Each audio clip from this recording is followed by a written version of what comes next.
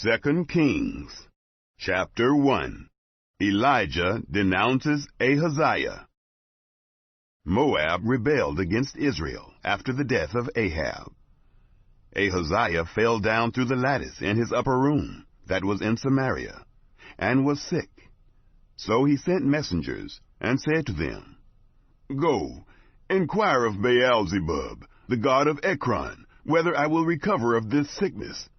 But the angel of Yahweh said to Elijah the Tishbite, Arise, go up to meet the messengers of the king of Samaria, and tell them, Is it because there is no God in Israel that you go to inquire of Baal-zebub, the god of Ekron? Now therefore, thus says Yahweh, You shall not come down from the bed where you have gone up, but shall surely die. Elijah departed. The messengers returned to him, and he said to them, Why is it that you have returned?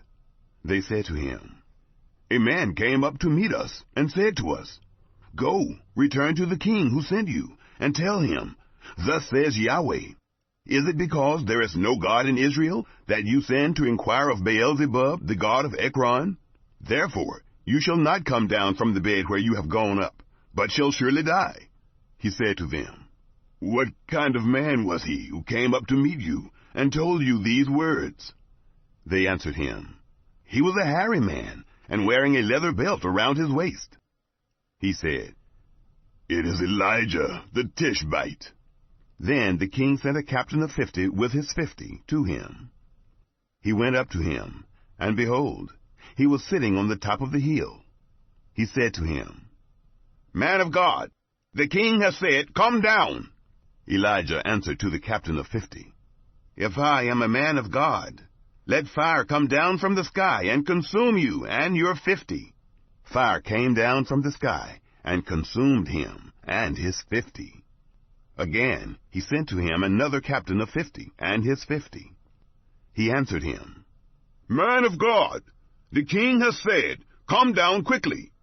Elijah answered them, If I am a man of God, let fire come down from the sky and consume you and your 50.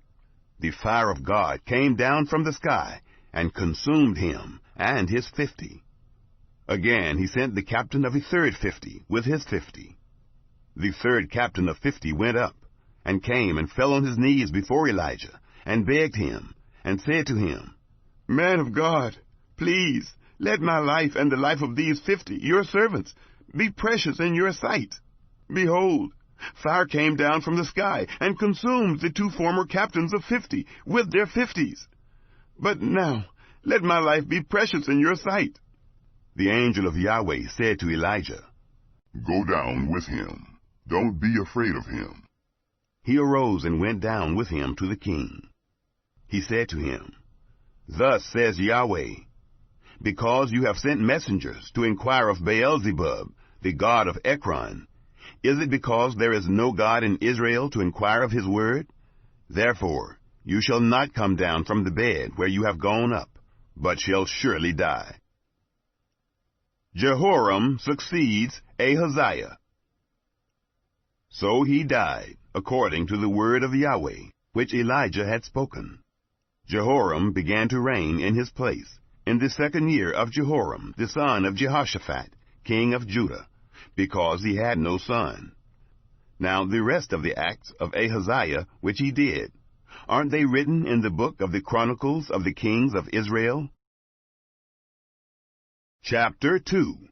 Elijah taken to heaven. It happened, when Yahweh would take up Elijah by a whirlwind into heaven, that Elijah went with Elisha from Gilgal. Elijah said to Elisha, Please, wait here, for Yahweh has sent me as far as Bethel. Elisha said, As Yahweh lives, and as your soul lives, I will not leave you. So they went down to Bethel. The sons of the prophets who were at Bethel came out to Elisha, and said to him, Do you know that Yahweh will take away your master from your head today? He said, Yes, I know it. Hold your peace. Elijah said to him, Elisha, please wait here, for Yahweh has sent me to Jericho. He said, As Yahweh lives, and as your soul lives, I will not leave you. So they came to Jericho. The sons of the prophets who were at Jericho came near to Elisha, and said to him, Do you know that Yahweh will take away your master from your head today? He answered, Yes, I know it. Hold your peace. Elijah said to him, Please wait here, for Yahweh has sent me to the Jordan. He said, As Yahweh lives, and as your soul lives, I will not leave you. They both went on. 50 men of the sons of the prophets went, and stood opposite them at a distance, and they both stood by the Jordan. Elijah took his mantle, and wrapped it together, and struck the waters, and they were divided here and there, so that they too went over on dry ground. It happened, when they had gone over, that Elijah said to Elisha, Ask what I shall do for you, before I am taken from you. Elisha said, Please, let a double portion of your spirit be on me. He said, You have asked a hard thing. If you see me when I am taken from you, it shall be so for you. But if not, it shall not be so. It happened, as they still went on, and talked, that behold, a chariot of fire and horses of fire separated them. And Elijah went up by a whirlwind into heaven. Elisha saw it, and he cried, My father, the chariots of Israel and its horsemen! He saw him no more, and he took hold of his own clothes, and tore them in 2 pieces. He took up also the mantle of Elijah that fell from him, and went back, and stood by the bank of the Jordan. He took the mantle of Elijah that fell from him, and struck the waters, and said, Where is Yahweh, the God of Elijah? When he also had struck the waters, they were divided here and there, and Elisha went over. Elisha succeeds Elijah. When the sons of the prophets who were at Jericho over against him saw him, they said, The spirit of Elijah rests on Elisha. They came to meet him, and bowed themselves to the ground before him. They said to him, See now, there are with your servants 50 strong men. Please, let them go and seek your master. Perhaps the spirit of Yahweh has taken him up, and put him on some mountain, or into some valley. He said, You shall not send them. When they urged him until he was ashamed, he said, Send them. They sent, therefore, 50 men, and they searched for 3 days, but didn't find him. They came back to him while he stayed at Jericho, and he said to them, Didn't I tell you, don't go? Elisha heals Jericho's waters. The men of the city said to Elisha, Behold, please, the situation of this city is pleasant, as my Lord sees, but the water is bad, and the land miscarries. He said, Bring me a new jar, and put salt in it. They brought it to him. He went out to the spring of the waters, and threw salt into it, and said, Thus says Yahweh, I have healed these waters. There shall not be from there any more death or miscarrying. So the waters were healed to this day, according to the word of Elisha, which he spoke. Elisha mocked. He went up from there to Bethel. As he was going up by the way, some youths came out of the city and mocked him, and said to him, Go up, you baldy! Go up, you bald head! He looked behind him and saw them, and cursed them in the name of Yahweh. 2 female bears came out of the woods, and mauled 42 of those youths. He went from there to Mount Carmel, and from there he returned to Samaria. Chapter 3. Jehoram overcomes Moab's revolt. Now Jehoram, the son of Ahab, began to reign over Israel in Samaria, in the 18th year of Jehoshaphat, king of Judah, and reigned 12 years. He did that which was evil in the sight of Yahweh, but not like his father, and like his mother, for he put away the pillar of Baal that his father had made. Nevertheless, he held to the sins of Jeroboam, the son of Nebat, with which he made Israel to sin. He didn't depart from it. Now Mesha, king of Moab, was a sheep breeder, And he rendered to the king of Israel the wool of 100,000 lambs, and of 100,000 rams. But it happened, when Ahab was dead, that the king of Moab rebelled against the king of Israel. King Jehoram went out of Samaria at that time, and mustered all Israel. He went and sent to Jehoshaphat, the king of Judah, saying, The king of Moab has rebelled against me. Will you go with me against Moab to battle? He said, I will go up. I am as you are, my people as your people, my horses as your horses. He said, Which way shall we go up? He answered, The way of the wilderness of Edom. So the king of Israel went, and the king of Judah, and the king of Edom, and they made a circuit of 7 days' journey. There was no water for the army, nor for the animals that followed them. The king of Israel said, Alas, for Yahweh has called these 3 kings together to deliver them into the hand of Moab. But Jehoshaphat said, Isn't there here a prophet of Yahweh, that we may inquire of Yahweh by him? One of the king of Israel's servants answered, Elisha, the son of Shaphat, is here, who poured water on the hands of Elijah. Jehoshaphat said, The word of Yahweh is with him. So the king of Israel and Jehoshaphat and the king of Edom went down to him. Elisha said to the king of Israel, What have I to do with you? Go to the prophets of your father and to the prophets of your mother. The king of Israel said to him, No, for Yahweh has called these 3 kings together to deliver them into the hand of Moab. Elisha said, As Yahweh of armies lives, before whom I stand, surely, were it not that I respect the presence of Jehoshaphat, the king of Judah, I would not look toward you, nor see you. But now, bring me a minstrel. It happened, when the minstrel played, that the hand of Yahweh came on him. He said, Thus says Yahweh, Make this valley full of trenches. For thus says Yahweh, You will not see wind, neither will you see rain, yet that valley shall be filled with water, and you will drink, both you and your livestock, and your animals. This is but a light thing in the sight of Yahweh. He will also deliver the Moabites into your hand. You shall strike every fortified city, and every choice city, and shall fell every good tree, and stop all springs of water, and mar every good piece of land with stones. It happened in the morning, about the time of offering the sacrifice, that, behold, water came by the way of Edom, and the country was filled with water. Now when all the Moabites heard that the kings had come up to fight against them, they gathered themselves together, all who were able to put on armor, and upward, and stood on the border. They rose up early in the morning, and the sun shone on the water, and the Moabites saw the water over against them as red as blood. They said, This is blood. The kings are surely destroyed, and they have struck each other. Now therefore, Moab, to the spoil! When they came to the camp of Israel, the Israelites rose up and struck the Moabites, so that they fled before them, and they went forward into the land, smiting the Moabites. They beat down the cities, and on every good piece of land they cast every man his stone, and filled it.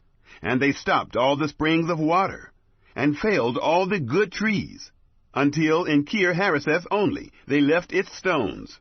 However, the men, armed with slings, went about it, and struck it. When the king of Moab saw that the battle was too severe for him, he took with him 700 men who drew sword, to break through to the king of Edom. But they could not.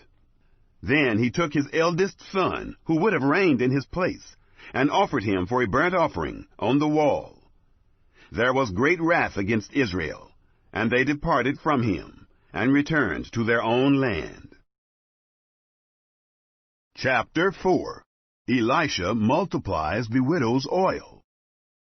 Now there cried a certain woman of the wives of the sons of the prophets to Elisha, saying, Your servant, my husband, is dead. You know that your servant feared Yahweh. Now the creditor has come to take for himself my 2 children to be slaves. Elisha said to her, What shall I do for you? Tell me, what do you have in the house? She said, Your handmaid has nothing in the house except a pot of oil. Then he said, Go, Borrow containers from of all your neighbors, even empty containers. Don't borrow just a few. You shall go in and shut the door on you and on your sons, and pour out into all those containers, and you shall set aside that which is full. So she went from him, and shut the door on her and on her sons. They brought the containers to her, and she poured out. It happened, when the containers were full, that she said to her son, "Bring me another container." He said to her, "There isn't another container." The oil stopped flowing. Then she came and told the man of God. He said, "Go, sell the oil, and pay your debt, and you and your sons live on the rest." The Shunammite woman. It fell on a day that Elisha passed to Shunem, where there was a prominent woman, and she persuaded him to eat bread.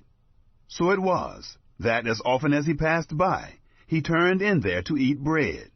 She said to her husband, "See now, I perceive that this is a holy man of God, that passes by us continually. Please let us make a little room on the wall. Let us set for him there a bed, a table, a chair, and a lampstand. It shall be, when he comes to us, that he shall turn in there." One day he came there, and he turned into the room, and lay there. He said to Gehazi, his servant, "Call this Shunammite." When he had called her, she stood before him. He said to him, "Say now to her, Behold, you have cared for us with all this care. What is to be done for you? Would you like to be spoken for to the king, or to the captain of the army?" She answered, "I dwell among my own people." He said, "What then is to be done for her?" Gehazi answered, "Most certainly she has no son, and her husband is old." He said, "Call her." When he had called her, she stood in the door. He said, "At this season, when the time comes round, you will embrace a son." She said, "No, my lord, you man of God, do not lie to your handmaid." The woman conceived, and bore a son at that season, when the time came around, as Elisha had said to her. Elisha raises the Shunammite's son. When the child was grown, it happened one day that he went out to his father, to the reapers. He said to his father, "My head, my head." He said to his servant, "Carry him to his mother." When he had taken him and brought him to his mother, he sat on her knees until noon, and then died. She went up and laid him on the bed of the man of God, and shut the door on him, and went out. She called to her husband, and said, "Please, send me one of the servants, and one of the donkeys, that I may run to the man of God, and come again." He said, "Why would you want to go to him today? It is neither new moon nor Sabbath." She said, "It's all right." Then she saddled a donkey, and said to her servant, "Drive and go forward. Don't slow down for me, unless I ask you to." So she went, and came to the man of God to Mount Carmel. It happened, when the man of God saw her afar off, that he said to Gehazi, his servant, "Behold, there is the Shunammite. Please run now to meet her, and ask her, Is it well with you? Is it well with your husband? Is it well with the child?" She answered, "It is well." When she came to the man of God to the hill, she caught hold of his feet. Gehazi came near to thrust her away, but the man of God said, "Leave her alone, for her soul is troubled within her, and Yahweh has hidden it from me, and has not told me." Then she said, "Did I desire a son of my Lord? Didn't I say, 'Do not deceive me'?" Then he said to Gehazi, "Tuck your cloak into your belt, take my staff in your hand, and go your way.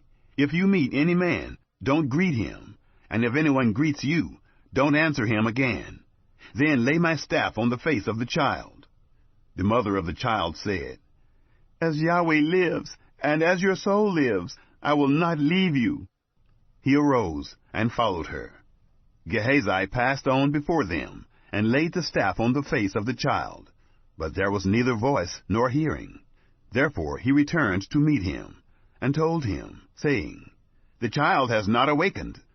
When Elisha had come into the house, behold, the child was dead, and laid on his bed. He went in, therefore, and shut the door on them both, and prayed to Yahweh. He went up and lay on the child, and put his mouth on his mouth, and his eyes on his eyes, and his hands on his hands. He stretched himself on him, and the flesh of the child grew warm. Then he returned, and walked in the house once, back and forth, and went up, and stretched himself on him. Then the child sneezed 7 times, and the child opened his eyes. He called Gehazi, and said, Call this Shunammite. So he called her. When she had come in to him, he said, Take up your son. Then she went in and fell at his feet, and bowed herself to the ground. And she took up her son, and went out. Elisha purifies the poisonous stew. Elisha came again to Gilgal. There was a famine in the land, and the sons of the prophets were sitting before him. And he said to his servant, Set on the great pot, and boil stew for the sons of the prophets. One went out into the field to gather herbs, and found a wild vine, and gathered of it wild gourds, his lapful, and came and shred them into the pot of stew, for they didn't recognize them. So they poured out for the men to eat. It happened, as they were eating of the stew, that they cried out and said, Man of God, there is death in the pot. They could not eat of it. But he said, Then bring meal. He cast it into the pot, and he said, Pour out for the people, that they may eat. There was no harm in the pot. Feeding 100 men. A man from Baal-Shalisha came, and brought the man of God bread of the first fruits, 20 loaves of barley, and fresh ears of grain in his sack. He said, Give it to the people, that they may eat. His servant said, What? Should I set this before 100 men? But he said, Give the people, that they may eat. For thus says Yahweh, They will eat, and will have some left over. So he set it before them, and they ate, and left some of it, according to the word of Yahweh. Chapter 5. Naaman cured of leprosy.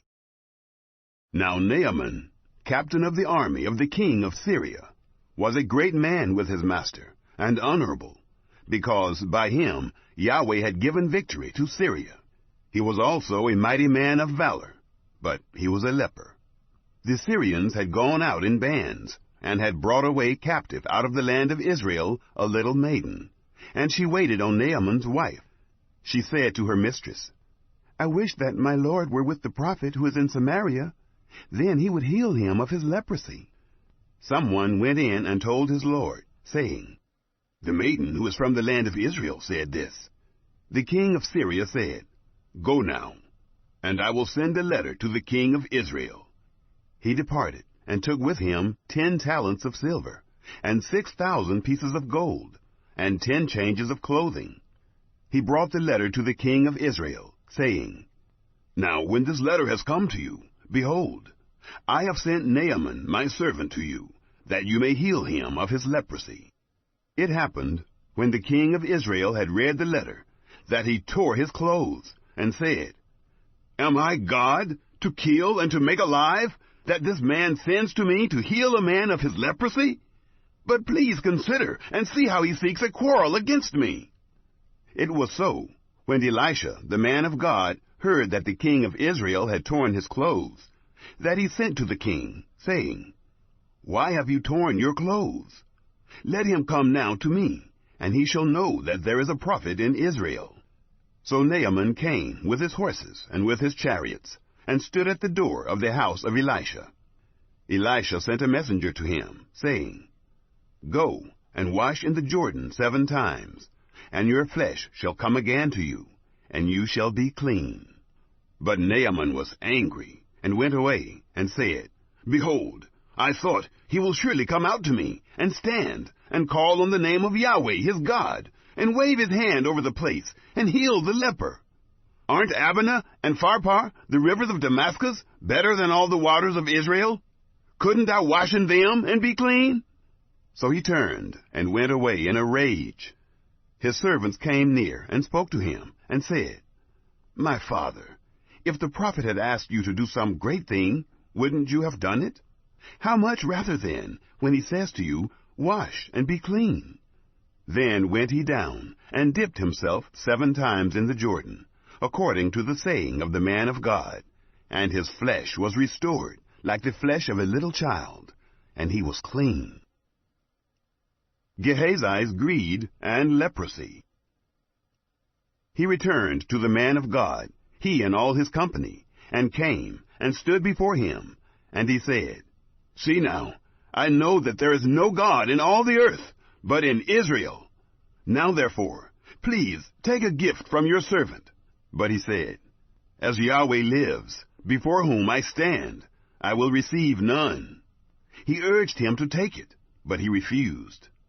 Naaman said, If not, then please let there be given to your servant 2 mules burden of earth, for your servant will from now on offer neither burnt offering nor sacrifice to other gods, but to Yahweh.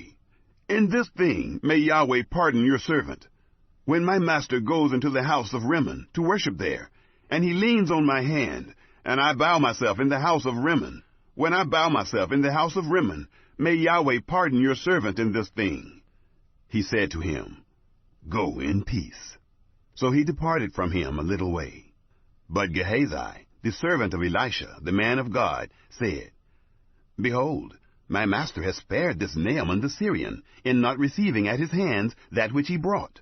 As Yahweh lives, I will run after him, and take something from him. So Gehazi followed after Naaman. When Naaman saw one running after him, he came down from the chariot to meet him, and said, Is all well? He said, All is well. My master has sent me, saying, Behold, even now 2 young men of the sons of the prophets have come to me from the hill country of Ephraim. Please give them a talent of silver and 2 changes of clothing. Naaman said, Be pleased to take 2 talents.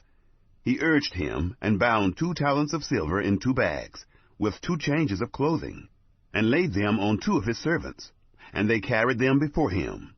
When he came to the hill, he took them from their hand, and stored them in the house. Then he let the men go, and they departed. But he went in, and stood before his master. Elisha said to him, Where did you come from, Gehazi? He said, Your servant went nowhere. He said to him, Didn't my heart go with you, when the man turned from his chariot to meet you? Is it a time to receive money, and to receive garments, and olive groves, and vineyards, and sheep, and cattle, and male servants, and female servants? Therefore the leprosy of Naaman will cling to you, and to your seed, forever. He went out from his presence a leper, as white as snow. Chapter 6. The axe head floats. The sons of the prophets said to Elisha, See now, the place where we dwell before you is too small for us. Please let us go to the Jordan, and every man take a beam from there, and let us make us a place there, where we may dwell. He answered, Go. One said, Please be pleased to go with your servants. He answered, I will go. So he went with them. When they came to the Jordan, they cut down wood. But as one was felling a beam, the axe head fell into the water. Then he cried and said, Alas, my master, for it was borrowed. The man of God asked, Where did it fall? He showed him the place. He cut down a stick, threw it in there, and made the iron float. He said, Take it. So he put out his hand and took it. Elisha captures blinded Syrians. Now the king of Syria was warring against Israel, and he took counsel with his servants, saying, My camp will be in such and such a place. The man of God sent to the king of Israel, saying, Beware that you not pass such a place, for the Syrians are coming down there.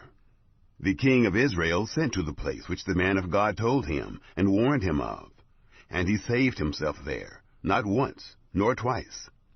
The heart of the king of Syria was very troubled about this. He called his servants and said to them, Won't you show me which of us is for the king of Israel? One of his servants said, No, my lord, O king, but Elisha, the prophet who is in Israel, tells the king of Israel the words that you speak in your bedroom. He said, Go and see where he is, that I may send and get him.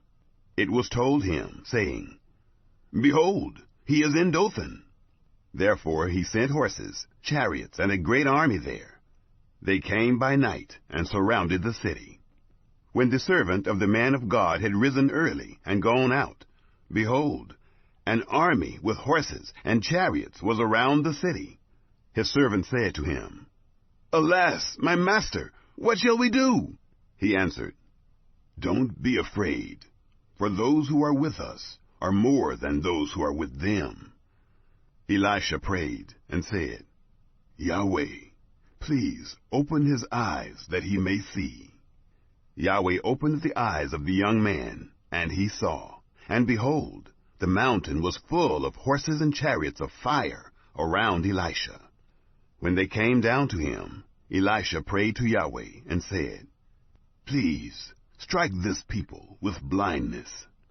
He struck them with blindness, according to the word of Elisha. Elisha said to them, This is not the way, neither is this the city. Follow me, and I will bring you to the man whom you seek. He led them to Samaria. It happened, when they were come into Samaria, that Elisha said, Yahweh, open the eyes of these men, that they may see.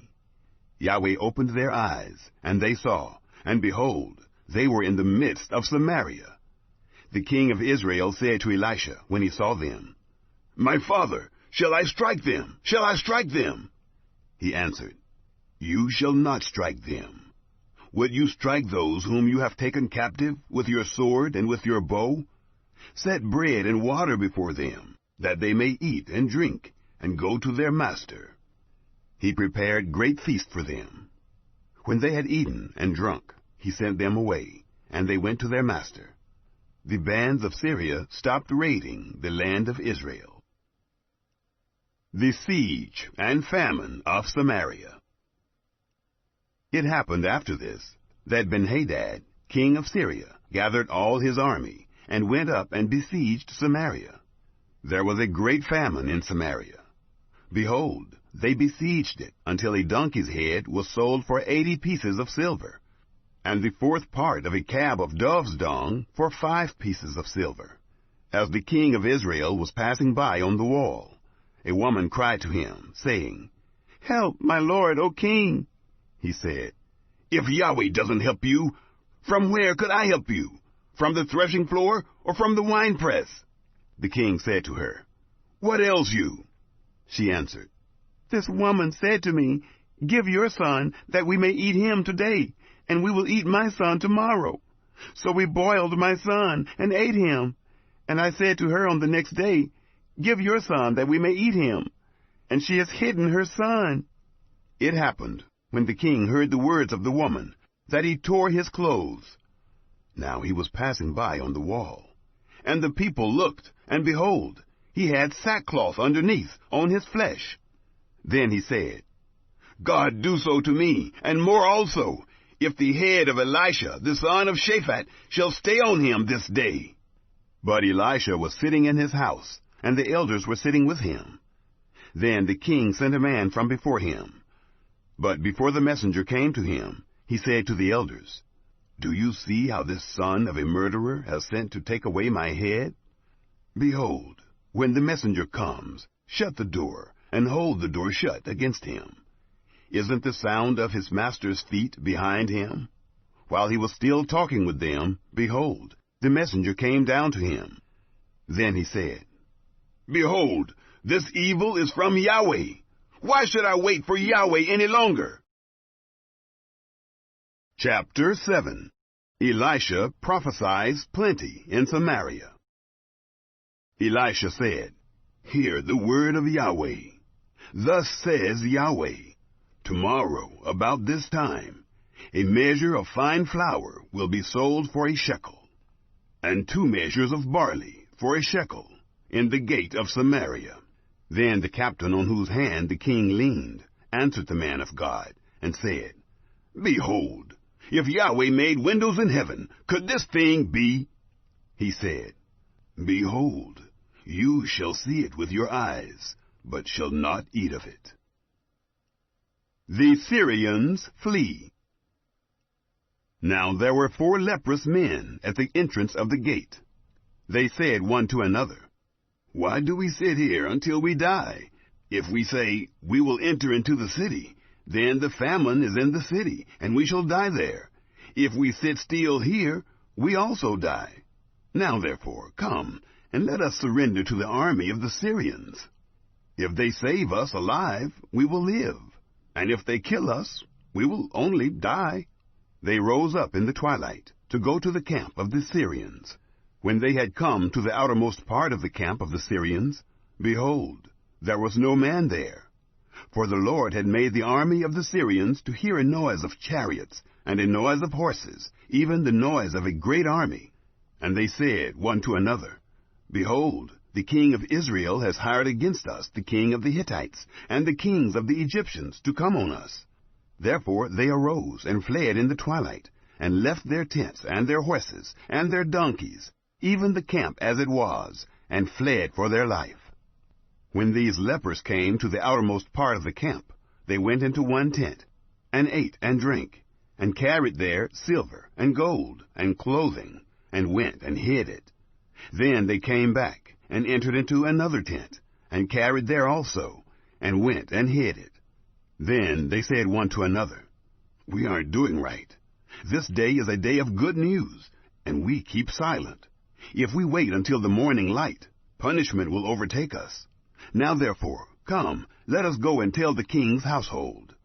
So they came and called to the porter of the city, and they told them, saying, We came to the camp of the Syrians, and behold, there was no man there, neither voice of man, but the horses tied, and the donkeys tied, and the tents as they were. He called the porters, and they told it to the king's household within. The king arose in the night, and said to his servants, I will now show you what the Syrians have done to us. They know that we are hungry.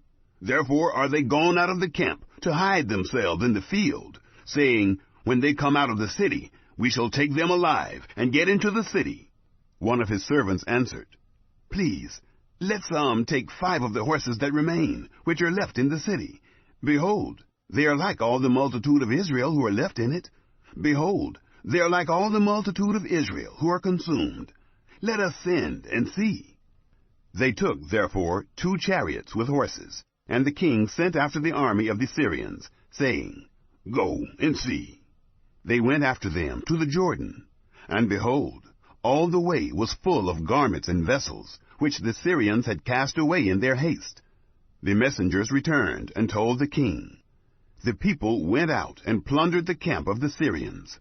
So a measure of fine flour was sold for a shekel, and 2 measures of barley for a shekel, according to the word of Yahweh. The king appointed the captain on whose hand he leaned to be in charge of the gate. And the people trod on him in the gate, and he died, as the man of God had said, who spoke when the king came down to him. It happened, as the man of God had spoken to the king, saying, 2 measures of barley for a shekel, and a measure of fine flour for a shekel, shall be tomorrow about this time in the gate of Samaria. And that captain answered the man of God, and said, Now behold, if Yahweh should make windows in heaven, might such a thing be? And he said, Behold, you shall see it with your eyes, but shall not eat of it. It happened like that to him, for the people trod on him in the gate, and he died. Chapter 8. The Shunammite's land restored.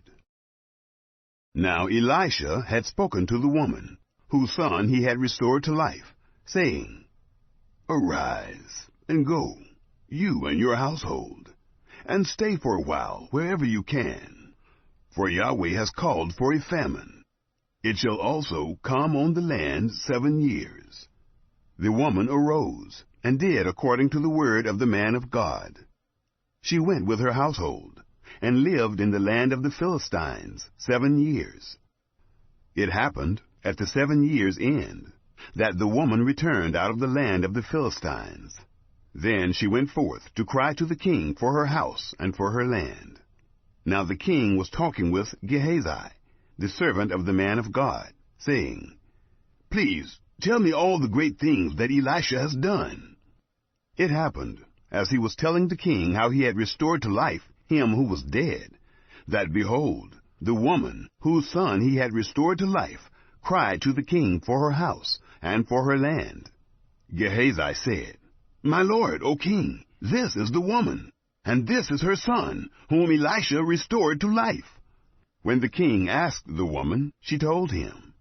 So the king appointed to her a certain officer, saying, Restore all that was hers, and all the fruits of the field, since the day that she left the land, even until now.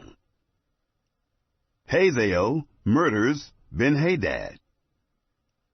Elisha came to Damascus, and Ben-Hadad, the king of Syria, was sick.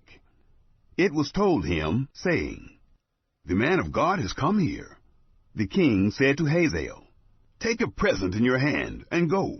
Meet the man of God, and inquire of Yahweh by him, saying, Will I recover from this sickness? So Hazael went to meet him, and took a present with him, even of every good thing of Damascus, 40 camels' burden, and came and stood before him, and said, Your son, Ben-Hadad, king of Syria, has sent me to you, saying, Will I recover from this sickness? Elisha said to him, Go, tell him, You shall surely recover. However, Yahweh has shown me that he shall surely die. He settled his gaze steadfastly on him, until he was ashamed. Then the man of God wept. Hazael said, Why do you weep, my lord? He answered, Because I know the evil that you will do to the children of Israel. You will set their strongholds on fire, and you will kill their young men with the sword, and will dash in pieces their little ones, and rip up their women with child. Hazael said, But what is your servant, who is but a dog, that he should do this great thing? Elisha answered, Yahweh has shown me that you will be king over Syria. Then he departed from Elisha, and came to his master, who said to him, What did Elisha say to you? He answered, He told me that you would surely recover. It happened on the next day that he took a thick cloth, dipped it in water, and spread it on his face, so that he died. Then Hazael reigned in his place. Jehoram's wicked reign in Judah. In the 5th year of Joram, the son of Ahab, king of Israel, Jehoshaphat being king of Judah then, Jehoram the son of Jehoshaphat, king of Judah, began to reign. He was 32 years old when he began to reign. He reigned 8 years in Jerusalem. He walked in the ways of the kings of Israel, as did the house of Ahab, for he had the daughter of Ahab as wife. He did that which was evil in the sight of Yahweh. However, Yahweh would not destroy Judah, for David his servant's sake, as he promised him to give him a lamp for his children always. Edom and Libnah revolt. In his days Edom revolted from under the hand of Judah, and made a king over themselves. Then Joram passed over to Zair, and all his chariots with him, and he rose up by night, and struck the Edomites who surrounded him, and the captains of the chariots. And the people fled to their tents. So Edom revolted from under the hand of Judah to this day. Then did Libnah revolt at the same time. The rest of the acts of Joram, and all that he did, aren't they written in the book of the Chronicles of the kings of Judah? Joram slept with his fathers, and was buried with his fathers in the city of David. And Ahaziah, his son, reigned in his place. Ahaziah reigns wickedly in Judah. In the 12th year of Joram, the son of Ahab, king of Israel, did Ahaziah, the son of Jehoram, king of Judah, began to reign. 22 years old was Ahaziah when he began to reign, and he reigned 1 year in Jerusalem.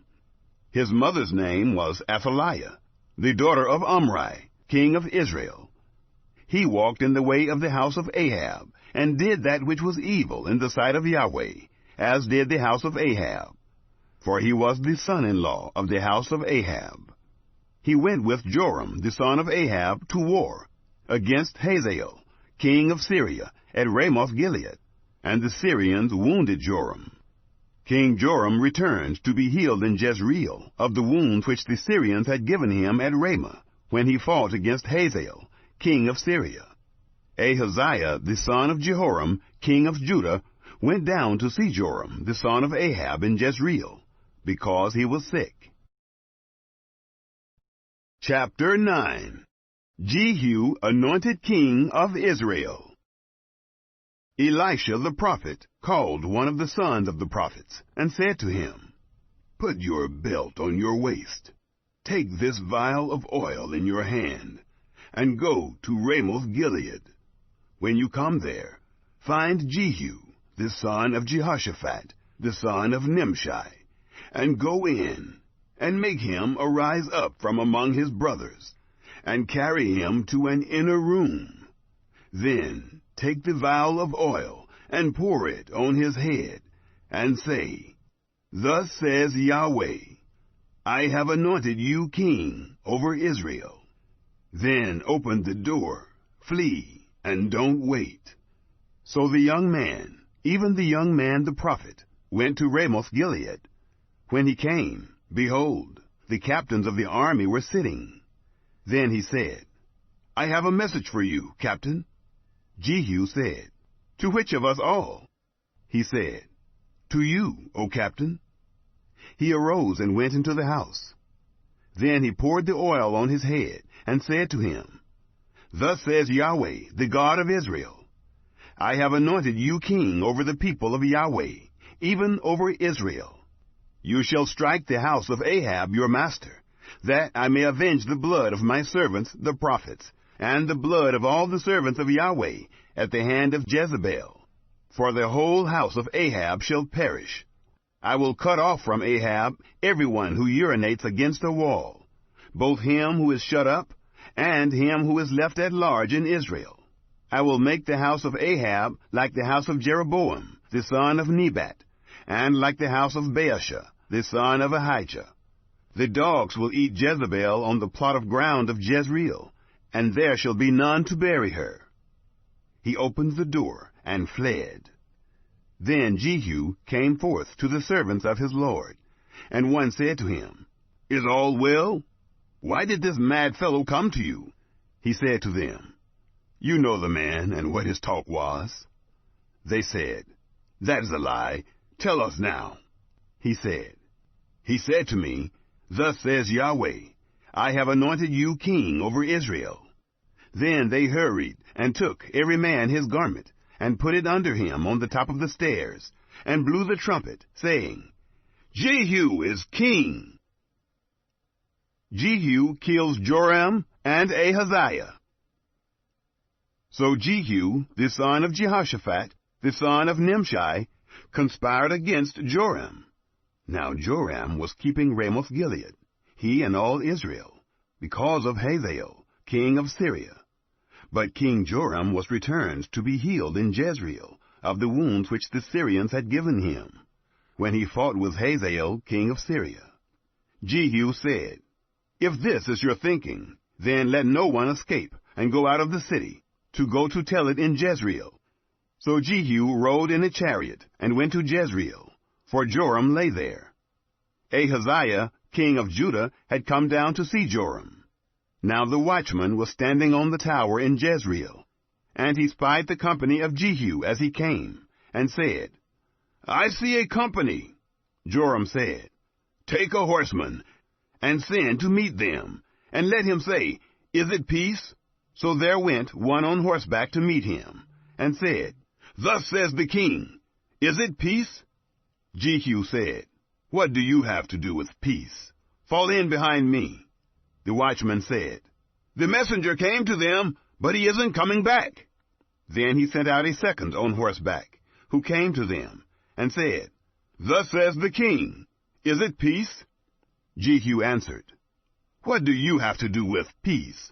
Fall in behind me. The watchman said, "He came to them and isn't coming back. The driving is like the driving of Jehu, the son of Nimshi, for he drives furiously."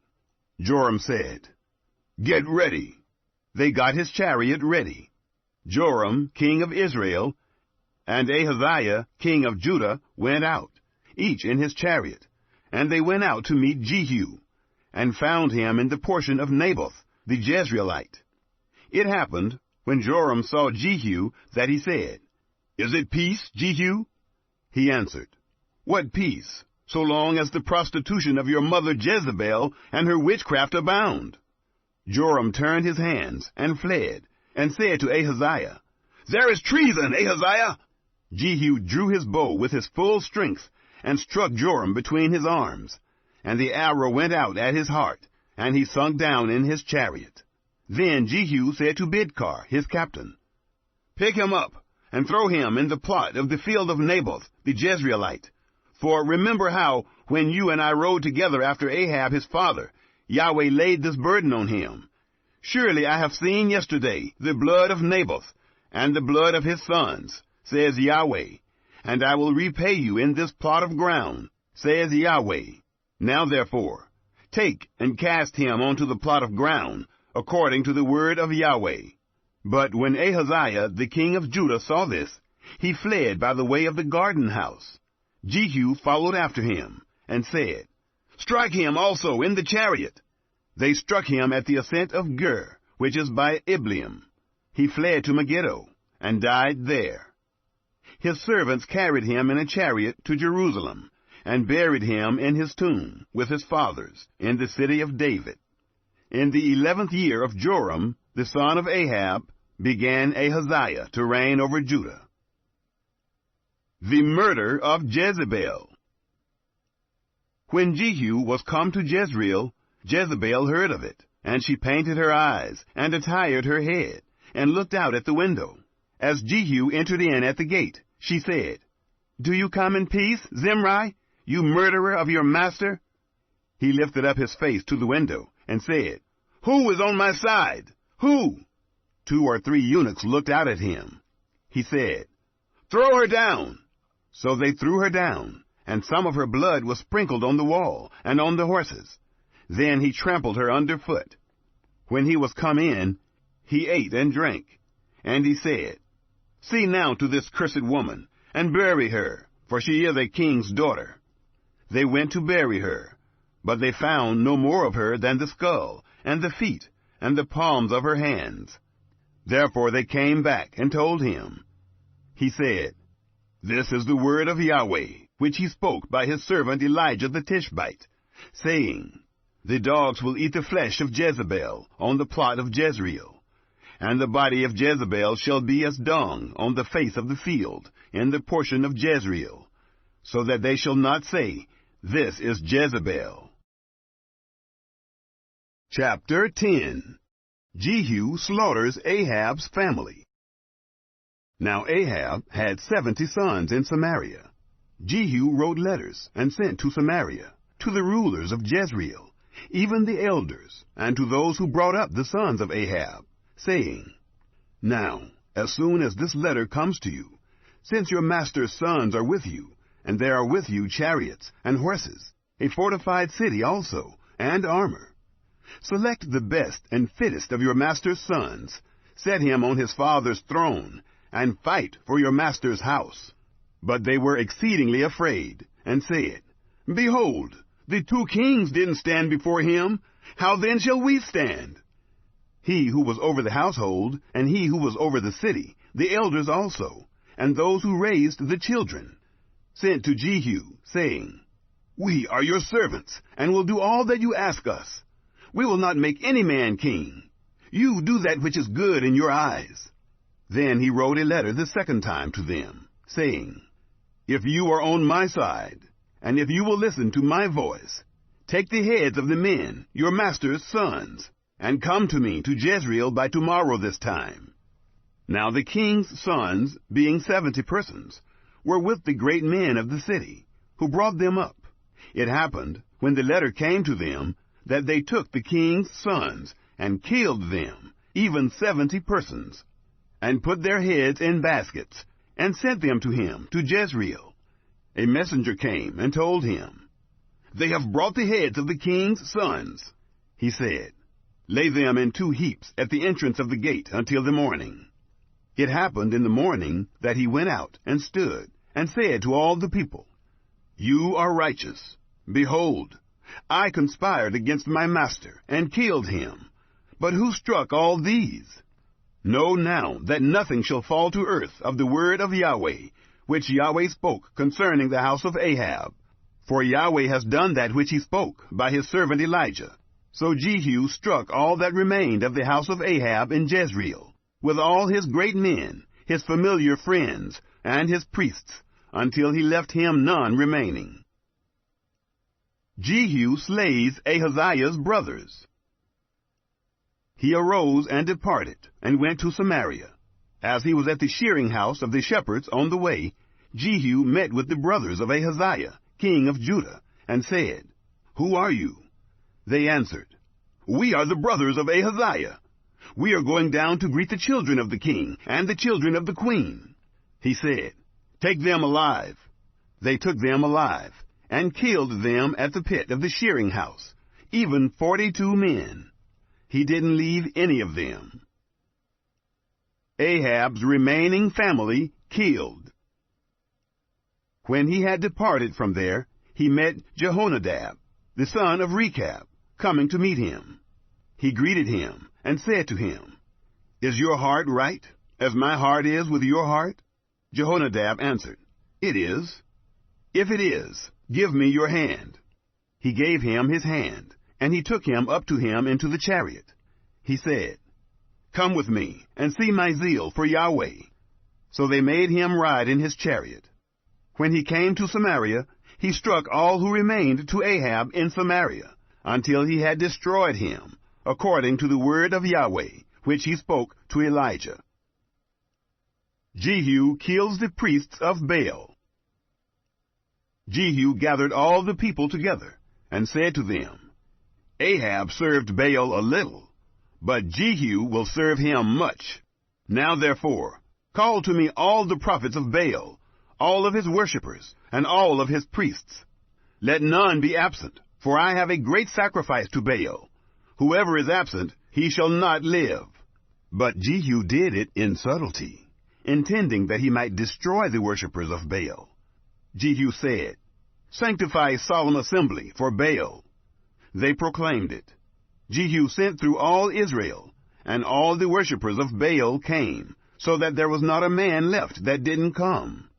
They came into the house of Baal, and the house of Baal was filled from one end to another. He said to him who was over the vestry, "Bring out robes for all the worshippers of Baal." He brought robes out to them. Jehu went with Jehonadab, the son of Rechab, into the house of Baal. Then he said to the worshippers of Baal, "Search and look that there are here with you none of the servants of Yahweh, but the worshippers of Baal only." They went in to offer sacrifices and burnt offerings.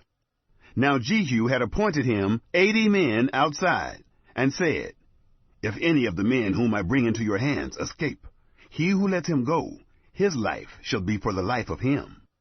It happened, as soon as he had made an end of offering the burnt offering, that Jehu said to the guard and to the captains, "Go in and kill them, let none escape." They struck them with the edge of the sword, and the guard and the captains cast them out, and went to the city of the house of Baal. They brought out the pillars that were in the house of Baal, and burned them. They broke down the pillar of Baal, and broke down the house of Baal, and made it a latrine to this day. Thus Jehu destroyed Baal out of Israel. Jehu repeats Jeroboam's sins. However, from the sins of Jeroboam, the son of Nebat, with which he made Israel to sin, Jehu didn't depart from after them, to wit, the golden calves that were in Bethel, and that were in Dan. Yahweh said to Jehu, "Because you have done well in executing that which is right in my eyes, and have done to the house of Ahab according to all that was in my heart, your sons of the 4th generation shall sit on the throne of Israel. But Jehu took no heed to walk in the law of Yahweh, the God of Israel, with all his heart. He didn't depart from the sins of Jeroboam, with which he made Israel to sin. Hazael oppresses Israel. In those days Yahweh began to cut off from Israel, and Hazael struck them in all the borders of Israel, from the Jordan eastward, all the land of Gilead, the Gadites, and the Reubenites, and the Manassites, from Aroer, which is by the valley of the Arnon, even Gilead, and Bashan. Jehoahaz succeeds Jehu in Israel. Now the rest of the acts of Jehu, and all that he did, and all his might, aren't they written in the book of the Chronicles of the kings of Israel? Jehu slept with his fathers, and they buried him in Samaria. Jehoahaz, his son, reigned in his place. The time that Jehu reigned over Israel in Samaria was 28 years. Chapter 11. Athaliah, queen in Judah. Now when Athaliah, the mother of Ahaziah, saw that her son was dead, she arose and destroyed all the seed royal. But Jehosheba, the daughter of King Joram, sister of Ahaziah, took Joash, the son of Ahaziah, and stole him away from among the king's sons who were slain, even him and his nurse, and put them in the bedroom. And they hid him from Athaliah, so that he was not slain. He was with her hidden in the house of Yahweh 6 years. Athaliah reigned over the land. Joash anointed king in Judah. In the 7th year, Jehoiada sent and fetched the captains over hundreds of the Karites and of the guard, and brought them to him into the house of Yahweh. And he made a covenant with them, and took an oath of them in the house of Yahweh, and showed them the king's son. He commanded them, saying, This is the thing that you shall do. A third part of you, who come in on the Sabbath, shall be keepers of the watch of the king's house. A third part shall be at the gate Sur, and a third part at the gate behind the guard. So you shall keep the watch of the house, and be a barrier. The 2 companies of you, even all who go out on the Sabbath, shall keep the watch of the house of Yahweh around the king. You shall surround the king, every man with his weapons in his hand. And he who comes within the ranks, let him be slain. Be with the king when he goes out, and when he comes in. The captains over hundreds did according to all that Jehoiada the priest commanded. And they took every man his men, those who were to come in on the Sabbath, with those who were to go out on the Sabbath, and came to Jehoiada the priest. The priest delivered to the captains over hundreds the spears and shields that had been King David's, which were in the house of Yahweh.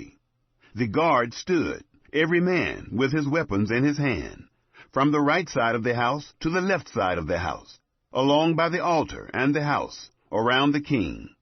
Then he brought out the king's son, and put the crown on him, and gave him the testimony. And they made him king, and anointed him. And they clapped their hands, and said, Long live the king! The death of Athaliah.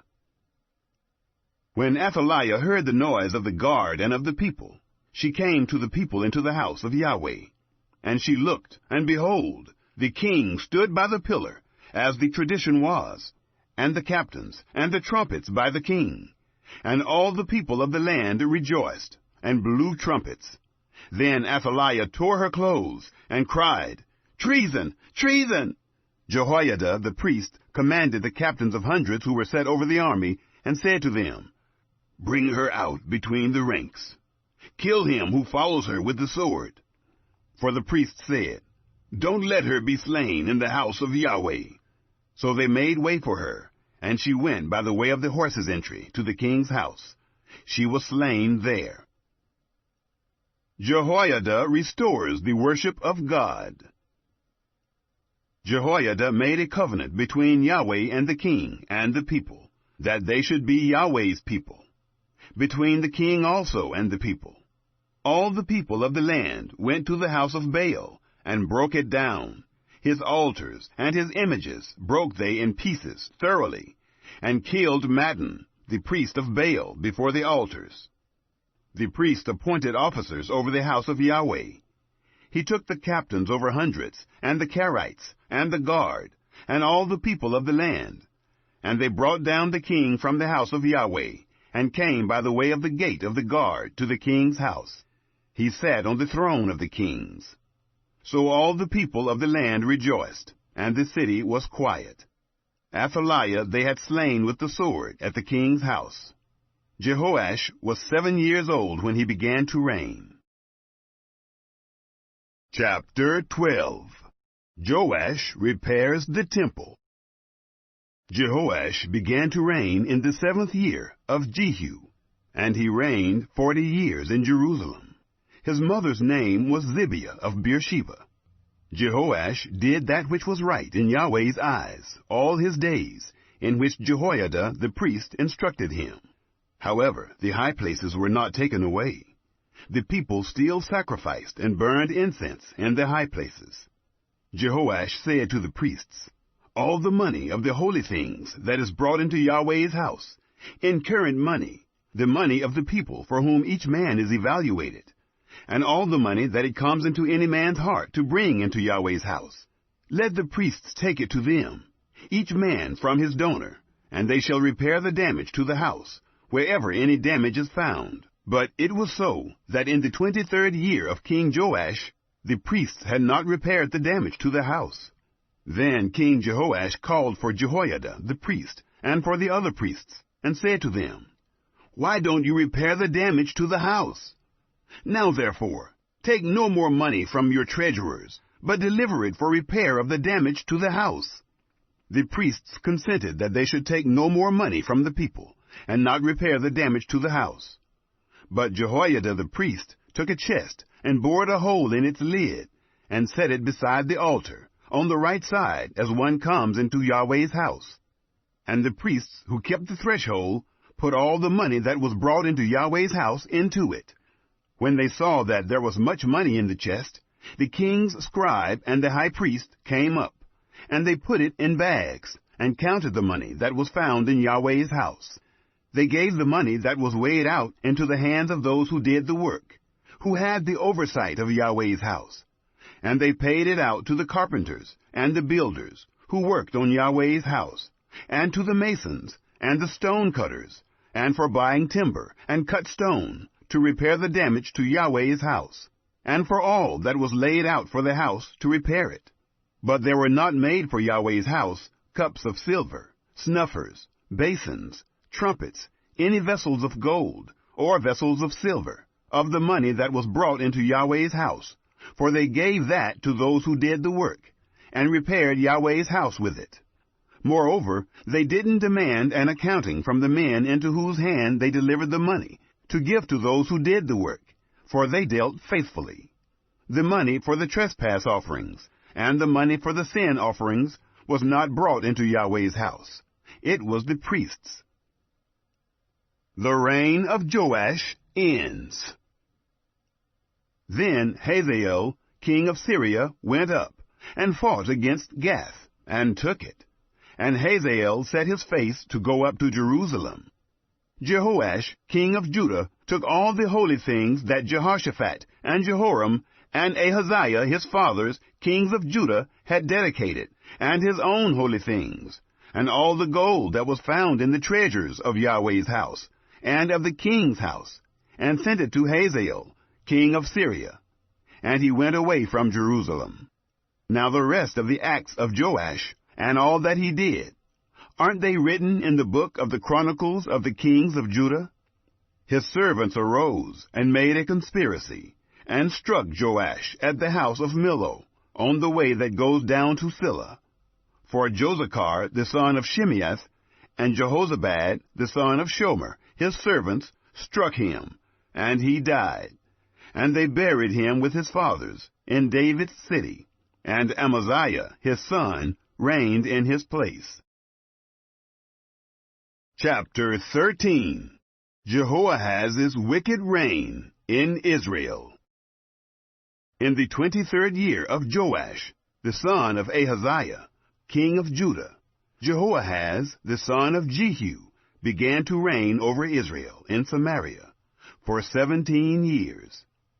He did that which was evil in Yahweh's sight, and followed the sins of Jeroboam, the son of Nebat, with which he made Israel to sin. He didn't depart from it.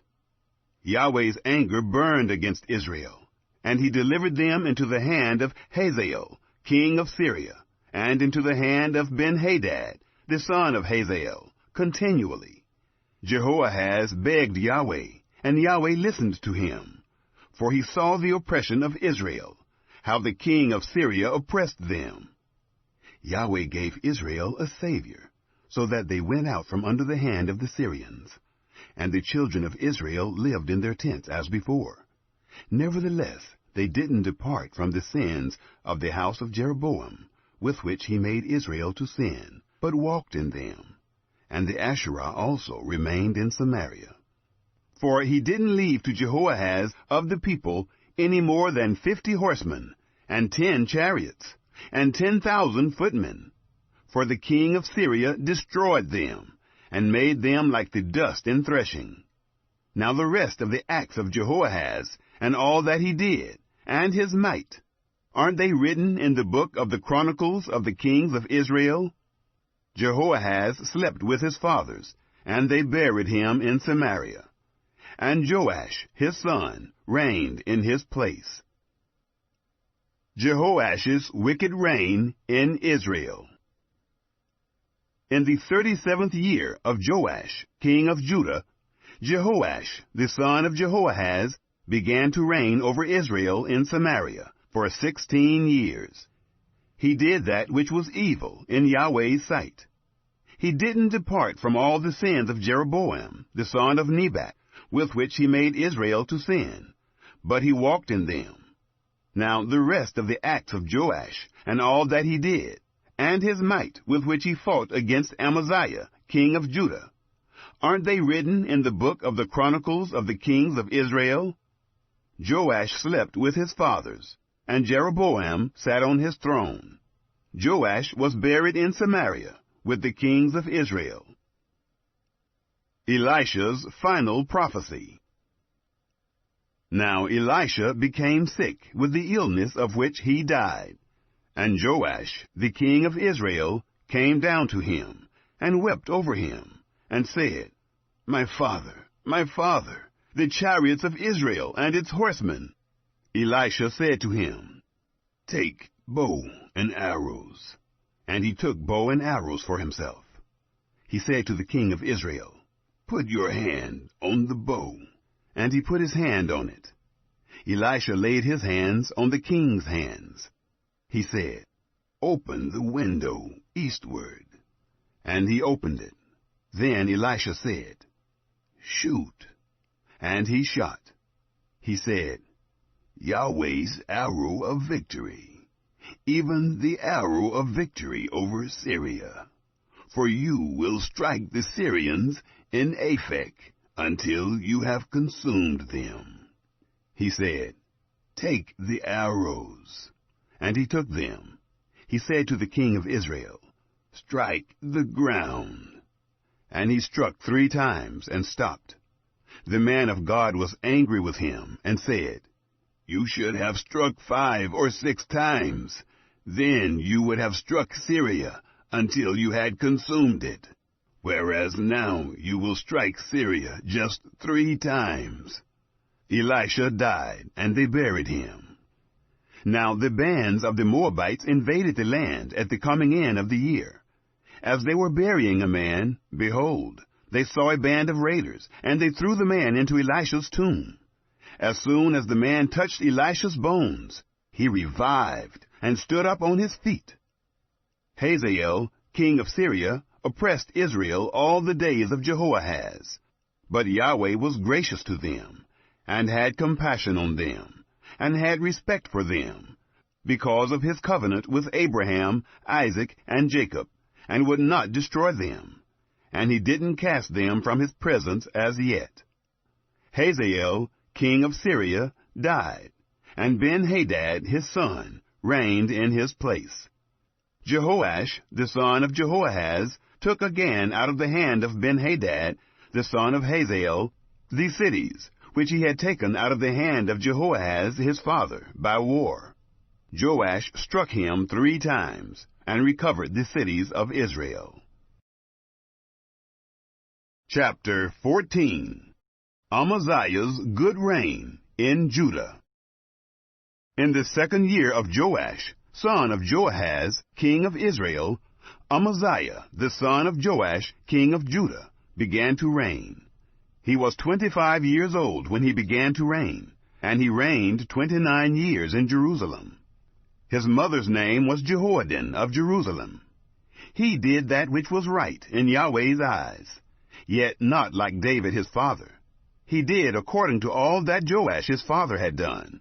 However, the high places were not taken away. The people still sacrificed and burned incense in the high places. As soon as the kingdom was established in his hand, he killed his servants who had slain the king his father. But the children of the murderers he didn't put to death, according to that which is written in the book of the law of Moses, as Yahweh commanded, saying, The fathers shall not be put to death for the children, nor the children be put to death for the fathers, but every man shall die for his own sin. He killed 10,000 Edomites in the valley of Salt, and took Selah by war, and called its name Joktheel to this day. Then Amaziah sent messengers to Jehoash, the son of Jehoahaz, son of Jehu, king of Israel, saying, Come, let's look one another in the face. Jehoash, the king of Israel, sent to Amaziah, king of Judah, saying, The thistle that was in Lebanon sent to the cedar that was in Lebanon, saying, Give your daughter to my son as wife. Then a wild animal that was in Lebanon passed by, and trampled down the thistle. You have indeed struck Edom, and your heart has lifted you up. Enjoy the glory of it, and stay at home. For why should you meddle to your harm, that you fall, even you, and Judah with you? But Amaziah would not listen. So Jehoash, king of Israel, went up, and he and Amaziah, king of Judah, looked one another in the face at Beth-Shemesh, which belongs to Judah. Judah was defeated by Israel, and each man fled to his tent. Jehoash, king of Israel, took Amaziah, king of Judah, the son of Jehoash, the son of Ahaziah, at Beth-Shemesh, and came to Jerusalem, and broke down the wall of Jerusalem, from the gate of Ephraim to the corner gate, 400 cubits. He took all the gold and silver, and all the vessels that were found in Yahweh's house, and in the treasures of the king's house, the hostages also, and returned to Samaria. Jeroboam the second succeeds Jehoash in Israel. Now the rest of the acts of Jehoash which he did, and his might, and how he fought with Amaziah king of Judah, aren't they written in the book of the Chronicles of the kings of Israel? Jehoash slept with his fathers, and was buried in Samaria with the kings of Israel. And Jeroboam his son reigned in his place.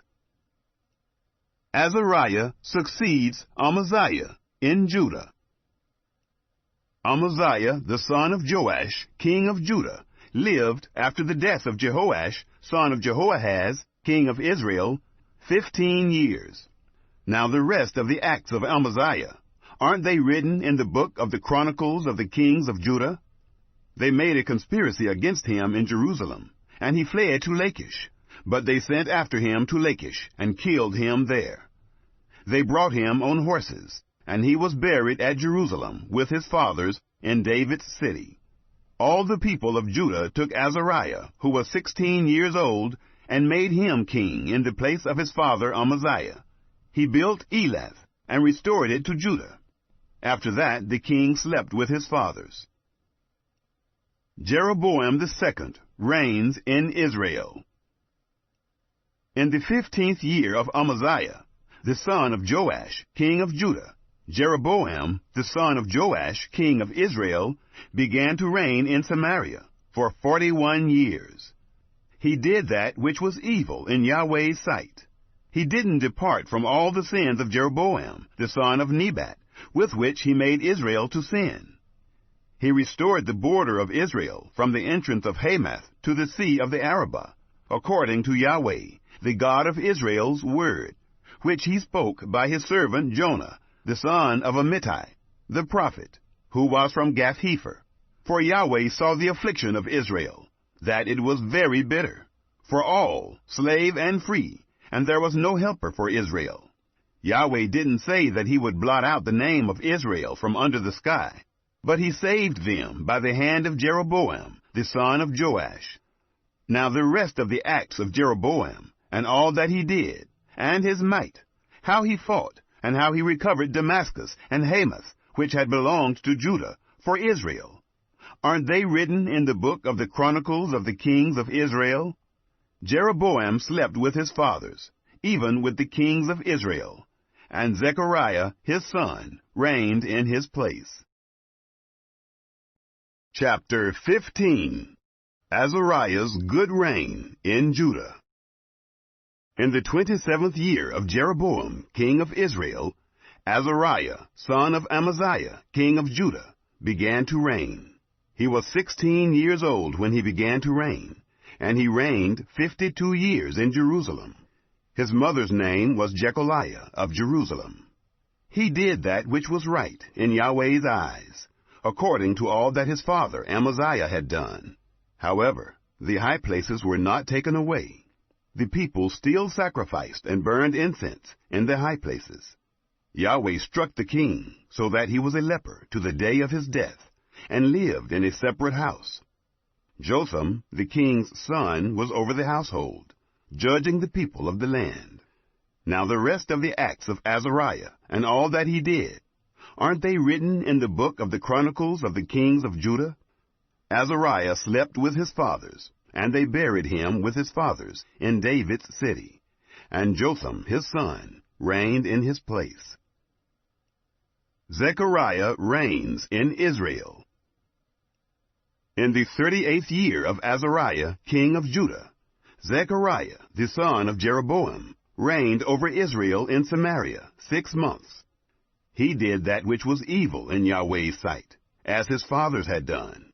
He didn't depart from the sins of Jeroboam, the son of Nebat, with which he made Israel to sin.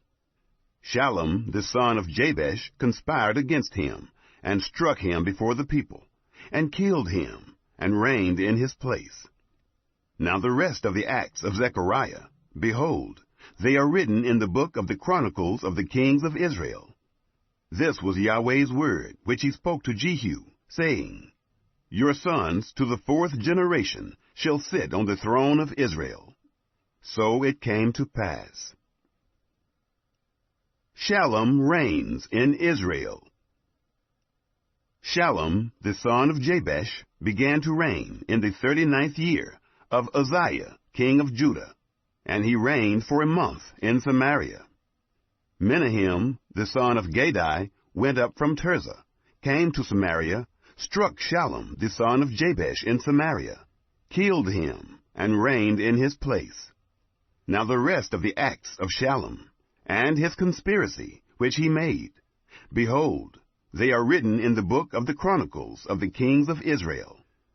Then Menahem attacked Tifsah, and all who were in it, and its border areas, from Tirzah. He attacked it because they didn't open their gates to him, and he ripped up all their women who were with child. Menahem reigns in Israel. In the 39th year of Azariah, king of Judah, Menahem, the son of Gadai, began to reign over Israel for 10 years in Samaria. He did that which was evil in Yahweh's sight. He didn't depart all his days from the sins of Jeroboam, the son of Nebat, with which he made Israel to sin. Pul, the king of Assyria, came against the land, and Menahem gave Pul 1,000 talents of silver, that his hand might be with him to confirm the kingdom in his hand. Menahem exacted the money from Israel, even from all the mighty men of wealth, from each man 50 shekels of silver, to give to the king of Assyria. So the king of Assyria turned back, and didn't stay there in the land. Now the rest of the acts of Menahem, and all that he did, Aren't they written in the book of the Chronicles of the Kings of Israel? Menahem slept with his fathers, and Pekahiah, his son, reigned in his place. Pekahiah reigns in Israel. In the 50th year of Azariah, king of Judah, Pekahiah, the son of Menahem, began to reign over Israel in Samaria for 2 years. He did that which was evil in Yahweh's sight. He didn't depart from the sins of Jeroboam, the son of Nebat, with which he made Israel to sin. Pekah, the son of Remaliah, his captain, conspired against him, and attacked him in Samaria, in the fortress of the king's house, with Argob and Ariah, and with him were 50 men of the Gileadites. He killed him, and reigned in his place. Now the rest of the acts of Pekahiah, and all that he did, behold, they are written in the book of the Chronicles of the Kings of Israel. Pekah reigns in Israel. In the 52nd year of Azariah, king of Judah, Pekah, son of Remaliah, began to reign over Israel in Samaria for 20 years. He did that which was evil in Yahweh's sight. He didn't depart from the sins of Jeroboam, the son of Nebat, with which he made Israel to sin. In the days of Pekah, king of Israel, Tiglath-Pileser, king of Assyria, came and took Ijon, Abel-Beth-Maachah, Genoa, Kedesh, Hazor, Gilead, and Galilee, all the land of Naphtali, and he carried them captive to Assyria. Hoshea, the son of Elah, made a conspiracy against Pekah, the son of Remaliah, attacked him, killed him, and reigned in his place, in the 20th year of Jotham, the son of Uzziah. Now the rest of the acts of Pekah, and all that he did, behold, they are written in the book of the Chronicles of the Kings of Israel. Jotham's good reign in Judah. In the 2nd year of Pekah, the son of Remaliah, king of Israel, Jotham, the son of Uzziah, king of Judah, began to reign. He was 25 years old when he began to reign, and he reigned 16 years in Jerusalem. His mother's name was Jerusha, the daughter of Zadok. He did that which was right in Yahweh's eyes. He did according to all that his father Uzziah had done. However, the high places were not taken away. The people still sacrificed and burned incense in the high places. He built the upper gate of Yahweh's house. Now the rest of the acts of Jotham, and all that he did, aren't they written in the book of the Chronicles of the Kings of Judah? In those days, Yahweh began to send Rezin, the king of Syria, and Pekah, the son of Remaliah, against Judah. Jotham slept with his fathers, and was buried with his fathers, in his father David's city. And Ahaz, his son, reigned in his place. Chapter 16. Ahaz reigns wickedly in Judah. In the 17th year of Pekah, the son of Remaliah, Ahaz, the son of Jotham, king of Judah, began to reign. Ahaz was 20 years old when he began to reign, and he reigned 16 years in Jerusalem. He didn't do that which was right in Yahweh his God's eyes, like David his father, but he walked in the way of the kings of Israel, yes, and made his son to pass through the fire, according to the abominations of the nations whom Yahweh cast out from before the children of Israel. He sacrificed and burned incense in the high places, on the hills and under every green tree. Then Rezin, king of Syria, and Pekah, son of Remaliah, king of Israel, came up to Jerusalem to wage war. They besieged Ahaz, but could not overcome him. At that time, Rezin, king of Syria, recovered Elath to Syria, and drove the Jews from Elath. And the Syrians came to Elath, and lived there, to this day. So Ahaz sent messengers to Tiglath-Pileser, king of Assyria, saying, I am your servant, and your son.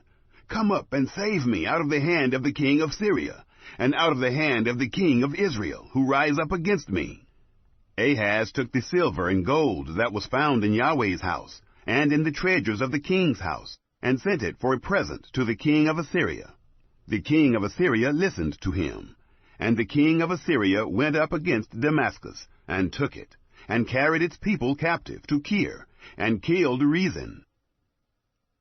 Damascus falls. King Ahaz went to Damascus to meet Tiglath-Pileser, king of Assyria, and saw the altar that was at Damascus.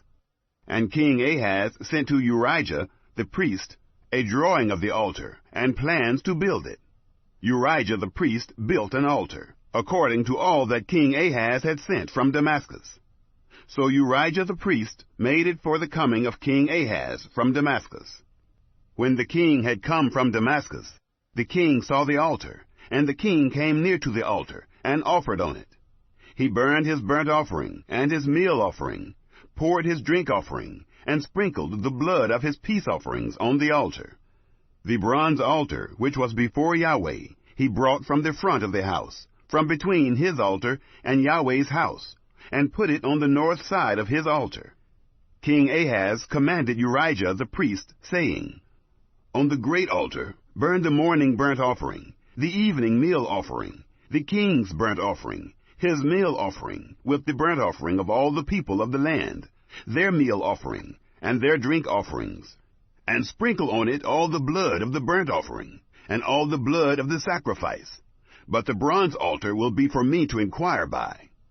Urijah the priest did so, according to all that King Ahaz commanded. King Ahaz cut off the panels of the bases, and removed the basin from off them, and took down the sea from off the bronze oxen that were under it, and put it on a pavement of stone. He removed the covered way for the Sabbath that they had built in the house, and the king's entry outside to Yahweh's house, because of the king of Assyria. Hezekiah succeeds Ahaz in Judah. Now the rest of the acts of Ahaz, which he did, aren't they written in the book of the Chronicles of the kings of Judah? Ahaz slept with his fathers, and was buried with his fathers in David's city, and Hezekiah his son reigned in his place. Chapter 17. Hoshea, the last king of Israel. In the 12th year of Ahaz, king of Judah, began Hoshea, the son of Elah, to reign in Samaria over Israel, and reigned 9 years. He did that which was evil in the sight of Yahweh, yet not as the kings of Israel who were before him. Against him came up Shalmaneser, king of Assyria, and Hoshea became his servant, and brought him tribute. The king of Assyria found conspiracy in Hoshea, for he had sent messengers to So, king of Egypt, and offered no tribute to the king of Assyria, as he had done year by year. Therefore the king of Assyria shut him up, and bound him in prison. Israel exiled because of idolatry. Then the king of Assyria came up throughout all the land, and went up to Samaria, and besieged it 3 years. In the 9th year of Hoshea, the king of Assyria took Samaria, and carried Israel away to Assyria, and placed them in Halah, and on the Habor, the river of Gozan, and in the cities of the Medes. It was so because the children of Israel had sinned against Yahweh their God, who brought them up out of the land of Egypt from under the hand of Pharaoh, king of Egypt, and had feared other gods, and walked in the statutes of the nations, whom Yahweh cast out from before the children of Israel, and of the kings of Israel, which they had made. The children of Israel did secretly things that were not right against Yahweh their God, and they built them high places in all their cities, from the tower of the watchman to the fortified city, and they set them up pillars and Asherim on every high hill, and under every green tree. And there they burnt incense in all the high places, as did the nations whom Yahweh carried away before them. And they worked wicked things to provoke Yahweh to anger. And they served idols, of which Yahweh had said to them, You shall not do this thing. Yet Yahweh testified to Israel and to Judah by every prophet and every seer, saying, Turn from your evil ways, and keep my commandments, and my statutes, according to all the law which I commanded your fathers, and which I sent to you by my servants the prophets. Notwithstanding, they would not listen, but hardened their neck, like the neck of their fathers, who didn't believe in Yahweh their God. They rejected his statutes, and his covenant that he made with their fathers, and his testimonies which he testified to them. And they followed vanity, and became vain, and went after the nations that were around them, concerning whom Yahweh had commanded them, that they should not do like them. They forsook all the commandments of Yahweh their God, and made them molten images, even 2 calves, and made an Asherah, and worshipped all the army of the sky, and served Baal. They caused their sons and their daughters to pass through the fire, and used divination and enchantments, and sold themselves to do that which was evil in the sight of Yahweh, to provoke him to anger. Therefore Yahweh was very angry with Israel, and removed them out of his sight. There was none left but the tribe of Judah only. Also Judah didn't keep the commandments of Yahweh their God, but walked in the statutes of Israel which they made. Yahweh rejected all the seed of Israel, and afflicted them, and delivered them into the hand of spoilers, until he had cast them out of his sight. For he tore Israel from the house of David, and they made Jeroboam the son of Nebat king. And Jeroboam drove Israel from following Yahweh, and made them sin a great sin. The children of Israel walked in all the sins of Jeroboam, which he did. They didn't depart from them, until Yahweh removed Israel out of his sight, as he spoke by all his servants, the prophets. So Israel was carried away out of their own land to Assyria to this day. Israel's cities resettled by foreigners. The king of Assyria brought men from Babylon, and from Cutha, and from Ava, and from Hamath, and Sepharvaim, and placed them in the cities of Samaria, instead of the children of Israel. And they possessed Samaria, and lived in the cities of it. So it was, at the beginning of their dwelling there, that they didn't fear Yahweh. Therefore Yahweh sent lions among them, which killed some of them. Therefore they spoke to the king of Assyria, saying, The nations which you have carried away, and placed in the cities of Samaria, don't know the law of the God of the land. Therefore he has sent lions among them, and behold, they kill them, because they don't know the law of the God of the land. Then the king of Assyria commanded, saying, Carry there one of the priests whom you brought from there, and let them go and dwell there, and let him teach them the law of the God of the land. So one of the priests whom they had carried away from Samaria came and lived in Bethel, and taught them how they should fear Yahweh. However, every nation made gods of their own, and put them in the houses of the high places, which the Samaritans had made, every nation in their cities in which they lived. The men of Babylon made Succoth-Benoth, and the men of Cuth made Nergal, and the men of Hamath made Ashima, and the Avites made Nibhaz and Tartak, and the Sepharvites burnt their children in the fire to Adramelech and Anamelech, the gods of Sepharvaim. So they feared Yahweh, and made to them from among themselves priests of the high places, who sacrificed for them in the houses of the high places. They feared Yahweh, and served their own gods, after the ways of the nations from among whom they had been carried away. To this day they do what they did before. They don't fear Yahweh, neither do they follow their statutes, or their ordinances, or the law, or the commandment which Yahweh commanded the children of Jacob, whom he named Israel, with whom Yahweh had made a covenant, and commanded them, saying, You shall not fear other gods, nor bow yourselves to them, nor serve them, nor sacrifice to them. But you shall fear Yahweh, who brought you up out of the land of Egypt with great power and with an outstretched arm. And you shall bow yourselves to him, and you shall sacrifice to him. The statutes and the ordinances, and the law, and the commandment, which he wrote for you, you shall observe to do forevermore. You shall not fear other gods. You shall not forget the covenant that I have made with you, neither shall you fear other gods. But you shall fear Yahweh your God, and he will deliver you out of the hand of all your enemies. However, they did not listen. but they did what they did before. So these nations feared Yahweh, and served their engraved images, their children likewise, and their children's children. As their fathers did, so they do, to this day. Chapter 18. Hezekiah destroys idolatry in Judah. Now it happened in the 3rd year of Hoshea, son of Elah, king of Israel, that Hezekiah, the son of Ahaz, king of Judah, began to reign. He was 25 years old when he began to reign, and he reigned 29 years in Jerusalem. And his mother's name was Abi, the daughter of Zechariah. He did that which was right in the eyes of Yahweh, according to all that David his father had done.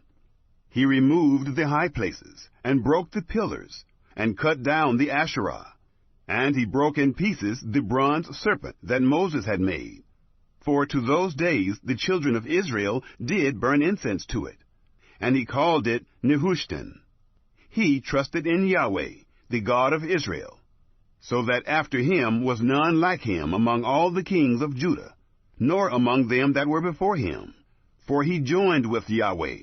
He didn't depart from following him, but kept his commandments, which Yahweh commanded Moses.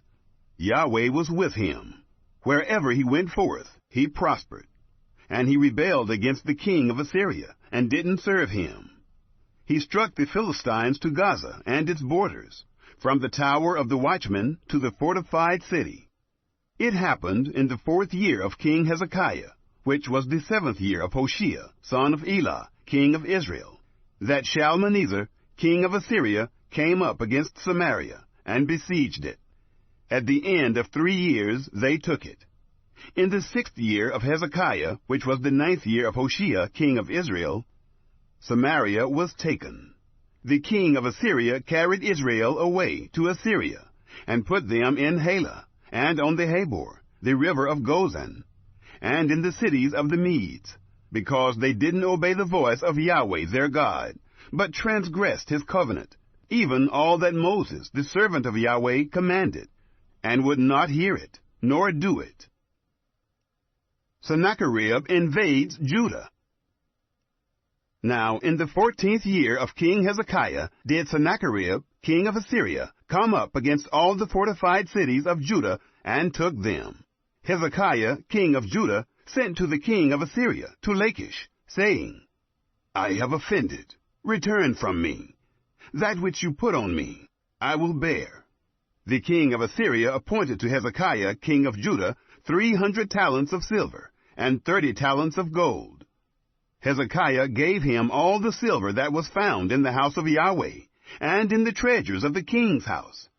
At that time did Hezekiah cut off the gold from the doors of the temple of Yahweh, and from the pillars, which Hezekiah king of Judah had overlaid, and gave it to the king of Assyria. Sennacherib threatens Jerusalem. The king of Assyria sent Tardan, and Rapsaris, and Rabshakeh, from Lachish, to King Hezekiah, with a great army to Jerusalem. They went up and came to Jerusalem. When they were come up, they came, and stood by the conduit of the upper pool, which is in the highway of the fuller's field.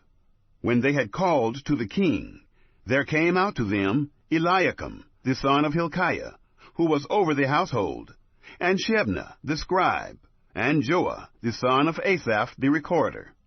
Rabshakeh said to them, Say now to Hezekiah, Thus says the great king, the king of Assyria, What confidence is this in which you trust? You say, but they are but vain words. There is counsel and strength for war. Now on whom do you trust, that you have rebelled against me? Now behold, you trust in the staff of this bruised reed, even in Egypt. If a man leans on it, it will go into his hand, and pierce it. So is Pharaoh, king of Egypt, to all who trust on him. But if you tell me, we trust in Yahweh our God, isn't that he whose high places and whose altars Hezekiah has taken away, and has said to Judah and to Jerusalem, You shall worship before this altar in Jerusalem? Now therefore, please give pledges to my master, the king of Assyria, and I will give you 2,000 horses, if you are able on your part to set riders on them. How then can you turn away the face of one captain of the least of my master's servants, and put your trust on Egypt for chariots and for horsemen? Have I now come up without Yahweh against this place to destroy it? Yahweh said to me, Go up against this land and destroy it. Then Eliakim, the son of Hilkiah, and Shebna, and Joah said to Rabshakeh, Please, speak to your servants in the Syrian tongue, for we understand it. Don't speak with us in the Jews' language, in the hearing of the people who are on the wall. But Rabshakeh said to them, Has my master sent me to your master and to you to speak these words? Hasn't he sent me to the men who sit on the wall, to eat their own dung and to drink their own urine with you? Then Rabshakeh stood and cried with a loud voice in the Jews' language, and spoke, saying, Hear the word of the great king, the king of Assyria. Thus says the king, Don't let Hezekiah deceive you, for he will not be able to deliver you out of his hand. Neither let Hezekiah make you trust in Yahweh, saying, Yahweh will surely deliver us, and this city shall not be given into the hand of the king of Assyria. Don't listen to Hezekiah, for thus says the king of Assyria, Make your peace with me, and come out to me, and every one of you eat of his vine, and every one of his fig tree, and every one drink the waters of his own cistern, until I come and take you away to a land like your own land, a land of grain and new wine, a land of bread and vineyards, a land of olive trees and of honey, that you may live and not die. Don't listen to Hezekiah when he persuades you, saying, Yahweh will deliver us. Has any of the gods of the nations ever delivered his land out of the hand of the king of Assyria? Where are the gods of Hamath and of Arpad? Where are the gods of Sepharvaim, of Hena, and Ivah? Have they delivered Samaria out of my hand? Who are they among all the gods of the countries that have delivered their country out of my hand, that Yahweh should deliver Jerusalem out of my hand? But the people held their peace, and answered him not a word, for the king's commandment was, Don't answer him. Then Eliakim, the son of Hilkiah, who was over the household, came with Shebna the scribe, and Joah the son of Asaph the recorder, to Hezekiah with their clothes torn, and told him the words of Rabshakeh. Chapter 19. Isaiah's Message of Deliverance. It happened, when King Hezekiah heard it, that he tore his clothes, and covered himself with sackcloth, and went into the house of Yahweh. He sent Eliakim, who was over the household, and Shebna the scribe, and the elders of the priests, covered with sackcloth, to Isaiah the prophet, the son of Amos. They said to him, Thus says Hezekiah, This day is a day of trouble, of rebuke, and of rejection. For the children have come to the point of birth, and there is no strength to deliver them. It may be Yahweh your God will hear all the words of Rabshakeh, whom the king of Assyria, his master, has sent to defy the living God, and will rebuke the words which Yahweh your God has heard. Therefore lift up your prayer for the remnant that is left. So the servants of King Hezekiah came to Isaiah. Isaiah said to them, Thus you shall tell your master, Thus says Yahweh, Don't be afraid of the words that you have heard, with which the servants of the king of Assyria have blasphemed me. Behold, I will put a spirit in him, and he will hear news, and will return to his own land. I will cause him to fall by the sword in his own land. Sennacherib's blasphemous letter. So Rabshakeh returned, and found the king of Assyria warring against Libnah, for he had heard that he had departed from Lachish. When he heard it said of Tirhakah, king of Ethiopia, Behold, he has come out to fight against you, he sent messengers again to Hezekiah, saying, Thus you shall speak to Hezekiah, king of Judah, saying, Don't let your God, in whom you trust, deceive you, saying, Jerusalem will not be given into the hand of the king of Assyria. Behold, you have heard what the kings of Assyria have done to all lands, by destroying them utterly. Will you be delivered? Have the gods of the nations delivered them, which my fathers have destroyed? Gozan, and Haran, and Rezeph, and the children of Eden that were in Telassar? Where is the king of Hamath, and the king of Arpad, and the king of the city of Sepharvaim, of Hena and Ivah? Hezekiah's prayer. Hezekiah received the letter from the hand of the messengers, and read it. Then Hezekiah went up to the house of Yahweh, and spread it before Yahweh. Hezekiah prayed before Yahweh, and said, Yahweh, the God of Israel, who sit above the cherubim, you are the God, even you alone, of all the kingdoms of the earth. You have made heaven and earth. Incline your ear, Yahweh, and hear. Open your eyes, Yahweh, and see. Hear the words of Sennacherib, with which he has sent to defy the living God. Truly, Yahweh, the kings of Assyria have laid waste the nations and their lands, and have cast their gods into the fire, for they were no gods, but the work of men's hands, wood and stone. Therefore they have destroyed them. Now therefore, Yahweh our God, save us, I beg you, out of his hand, that all the kingdoms of the earth may know that you, Yahweh, are God alone. Destruction of Sennacherib prophesied. Then Isaiah, the son of Amos, sent to Hezekiah, saying, Thus says Yahweh, the God of Israel, whereas you have prayed to me against Sennacherib, king of Assyria, I have heard you. This is the word that Yahweh has spoken concerning him. The virgin daughter of Zion has despised you and ridiculed you. The daughter of Jerusalem has shaken her head at you. Whom have you defied and blasphemed? Against whom have you exalted your voice and lifted up your eyes on high? Against the Holy One of Israel.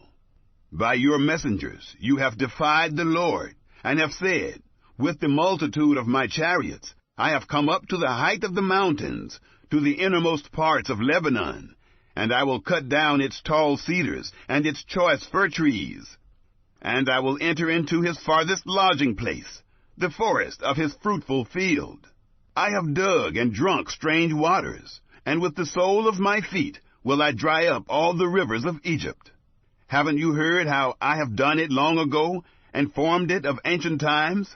Now have I brought it to pass, that it should be yours to lay waste fortified cities into ruinous heaps. Therefore their inhabitants were of small power. They were dismayed and confounded.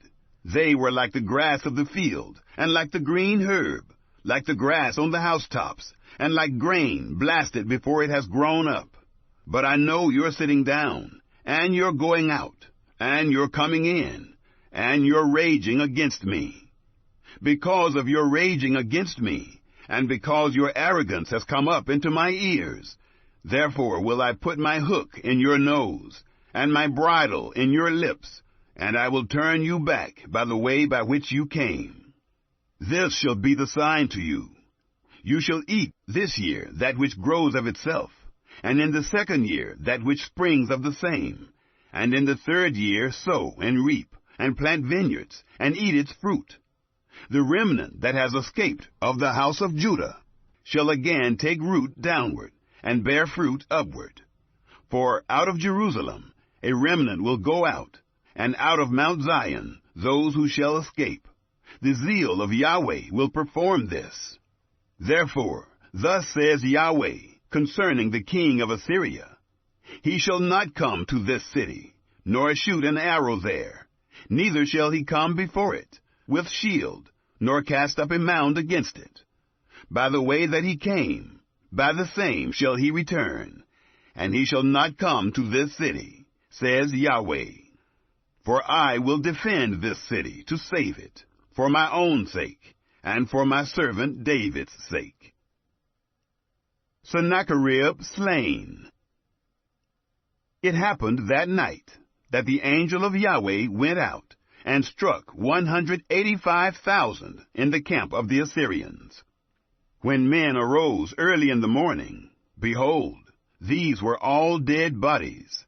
So Sennacherib, king of Assyria, departed, and went and returned, and lived at Nineveh.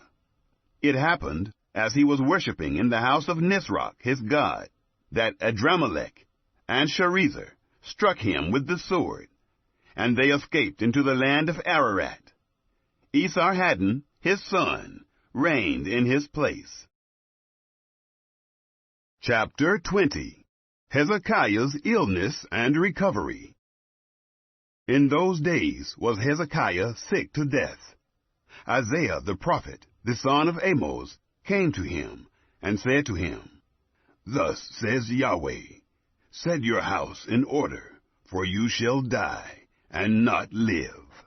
Then he turned his face to the wall, and prayed to Yahweh, saying, Remember now, Yahweh, I beg you, how I have walked before you in truth and with a perfect heart, and have done that which is good in your sight. Hezekiah wept bitterly. It happened, before Isaiah had gone out into the middle part of the city, that the word of Yahweh came to him, saying, Turn back, and tell Hezekiah, the prince of my people, Thus says Yahweh, the God of David your father, I have heard your prayer, I have seen your tears. Behold, I will heal you. On the third day you shall go up to the house of Yahweh. I will add to your days 15 years. I will deliver you and this city out of the hand of the king of Assyria. I will defend this city for my own sake, and for my servant David's sake. Isaiah said, Take a cake of figs. They took and laid it on the boil, and he recovered. Hezekiah said to Isaiah, What shall be the sign that Yahweh will heal me, and that I shall go up to the house of Yahweh the third day? Isaiah said, This shall be the sign to you from Yahweh, that Yahweh will do the thing that he has spoken. Shall the shadow go forward 10 steps, or go back 10 steps? Hezekiah answered, It is a light thing for the shadow to go forward 10 steps. Nay, but let the shadow return backward 10 steps. Isaiah the prophet cried to Yahweh, and he brought the shadow 10 steps backward, by which it had gone down on the dial of Ahaz. Hezekiah shows treasures to Babylon. At that time, Berodach-Baladan, the son of Baladan, king of Babylon, sent letters and a present to Hezekiah, for he had heard that Hezekiah had been sick. Hezekiah listened to them, and showed them all the house of his precious things, the silver, and the gold, and the spices, and the precious oil, and the house of his armor, and all that was found in his treasures.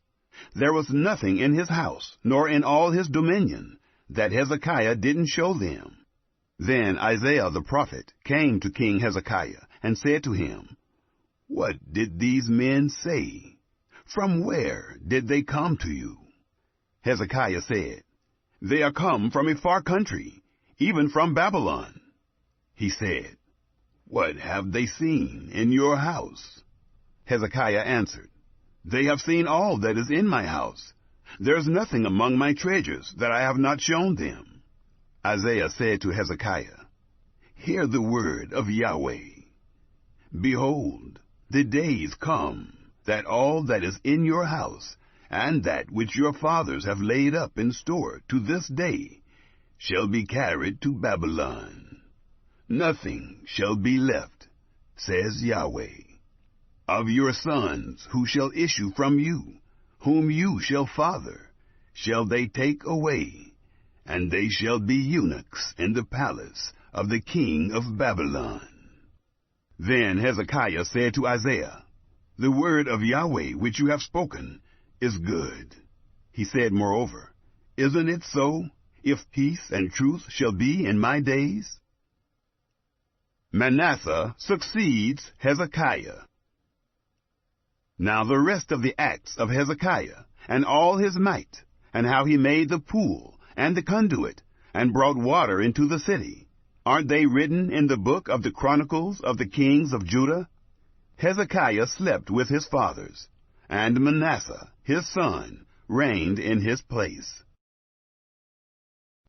Chapter 21. Manasseh's idolatrous reign in Judah. Manasseh was 12 years old when he began to reign, and he reigned 55 years in Jerusalem. And his mother's name was Hephzibah. He did that which was evil in the sight of Yahweh, after the abominations of the nations whom Yahweh cast out before the children of Israel.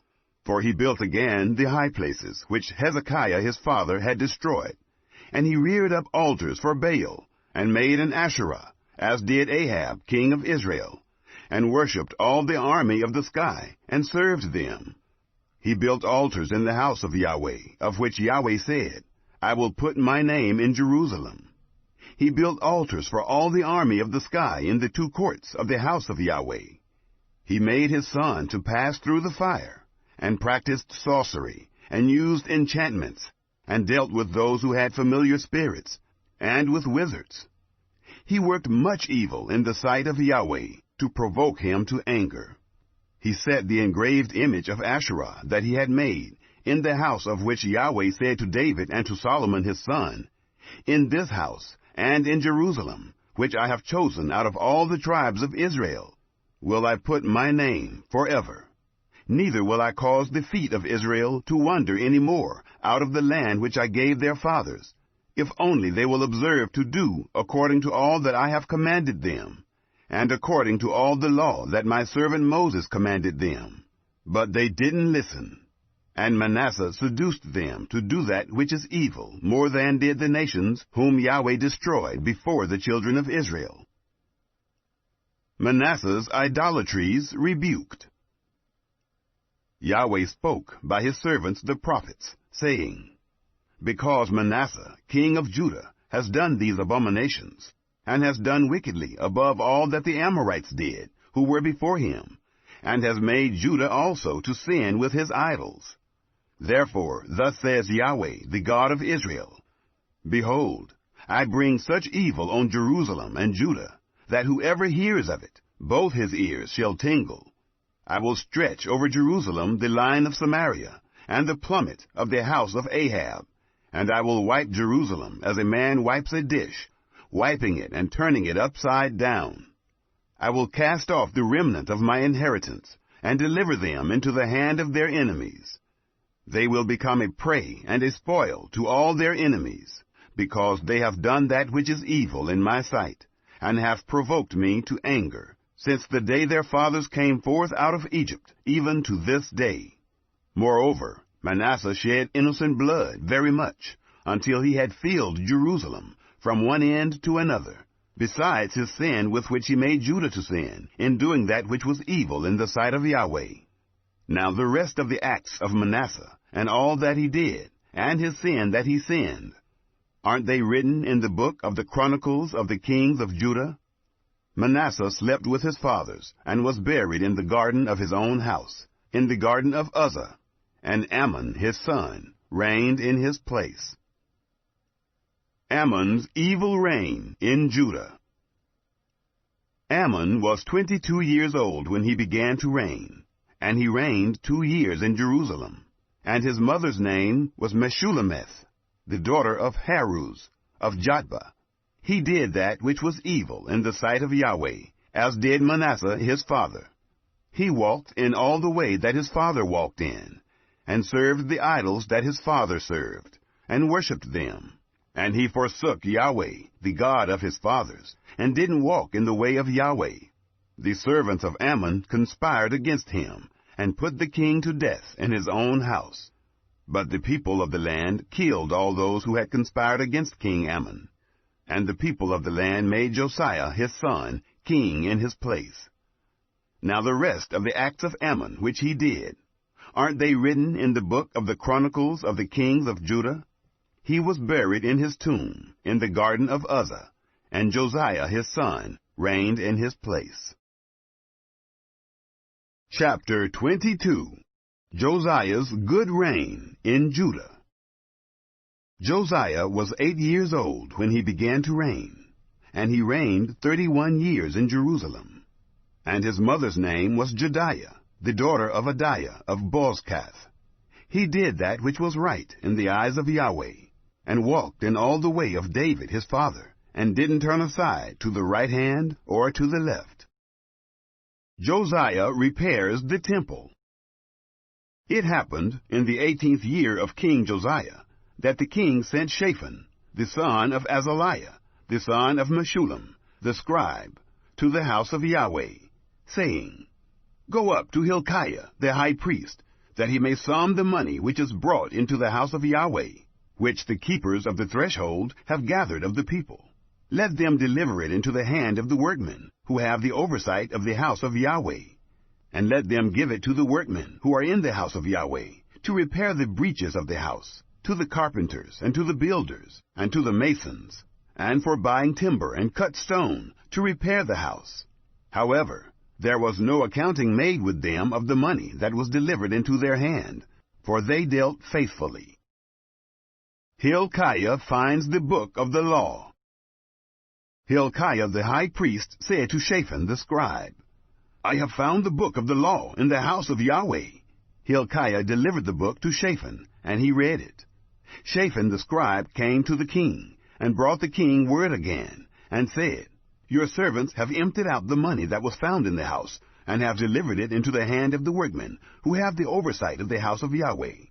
Shaphan the scribe told the king, saying, Hilkiah the priest has delivered a book to me. Shaphan read it before the king.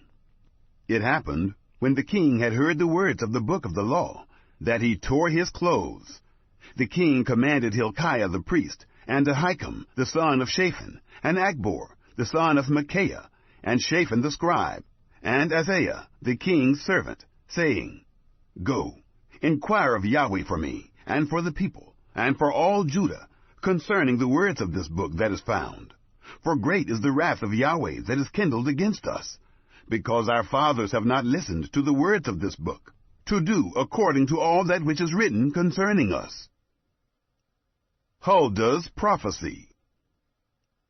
So Hilkiah the priest, and Ahikam, and Achbor, and Shaphan, and Isaiah went to Huldah the prophetess, the wife of Shallum, the son of Tikvah, the son of Harhas, keeper of the wardrobe. Now she lived in Jerusalem in the 2nd quarter, and they talked with her. She said to them, Thus says Yahweh, the God of Israel, Tell the man who sent you to me, Thus says Yahweh, Behold, I will bring evil on this place, and on its inhabitants, even all the words of the book which the king of Judah has read, because they have forsaken me, and have burned incense to other gods, that they might provoke me to anger with all the work of their hands. Therefore my wrath shall be kindled against this place, and it shall not be quenched. But to the king of Judah, who sent you to inquire of Yahweh, thus you shall tell him, Thus says Yahweh, the God of Israel, concerning the words which you have heard, because your heart was tender, and you humbled yourself before Yahweh, when you heard what I spoke against this place, and against its inhabitants, that they should become a desolation and a curse, and have torn your clothes, and wept before me. I also have heard you, says Yahweh. Therefore, behold, I will gather you to your fathers, and you shall be gathered to your grave in peace. Neither shall your eyes see all the evil which I will bring on this place. They brought back this message to the king. Chapter 23. Josiah renews the covenant. The king sent, and they gathered to him all the elders of Judah and of Jerusalem. The king went up to the house of Yahweh, and all the men of Judah, and all the inhabitants of Jerusalem with him, and the priests, and the prophets, and all the people, both small and great. And he read in their ears all the words of the book of the covenant which was found in the house of Yahweh. The king stood by the pillar, and made a covenant before Yahweh, to walk after Yahweh, and to keep his commandments, and his testimonies, and his statutes, with all his heart and all his soul, to confirm the words of this covenant that were written in this book. And all the people stood to the covenant. Josiah destroys idolatry.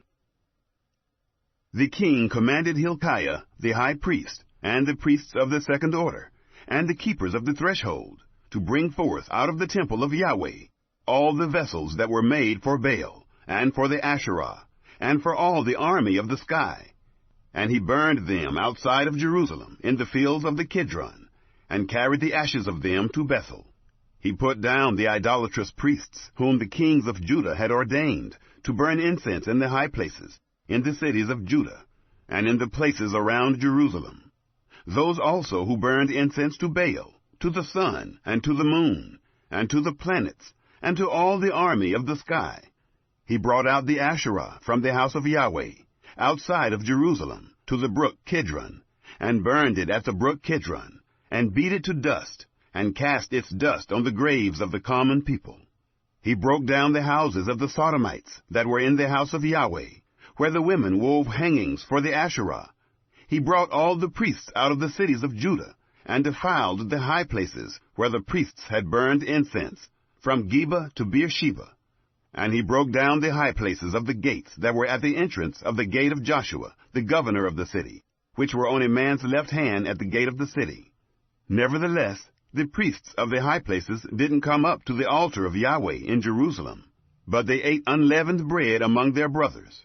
He defiled Topheth, which is in the valley of the children of Hinnom, that no man might make his son or his daughter to pass through the fire to Molech. He took away the horses that the kings of Judah had given to the sun, at the entrance of the house of Yahweh, by the room of Nathan-Melech, the officer, who was in the court. And he burned the chariots of the sun with fire, the altars that were on the roof of the upper room of Ahaz, which the kings of Judah had made, and the altars which Manasseh had made in the two courts of the house of Yahweh, did the king break down, and beat them down from there, and cast the dust of them into the brook Kidron.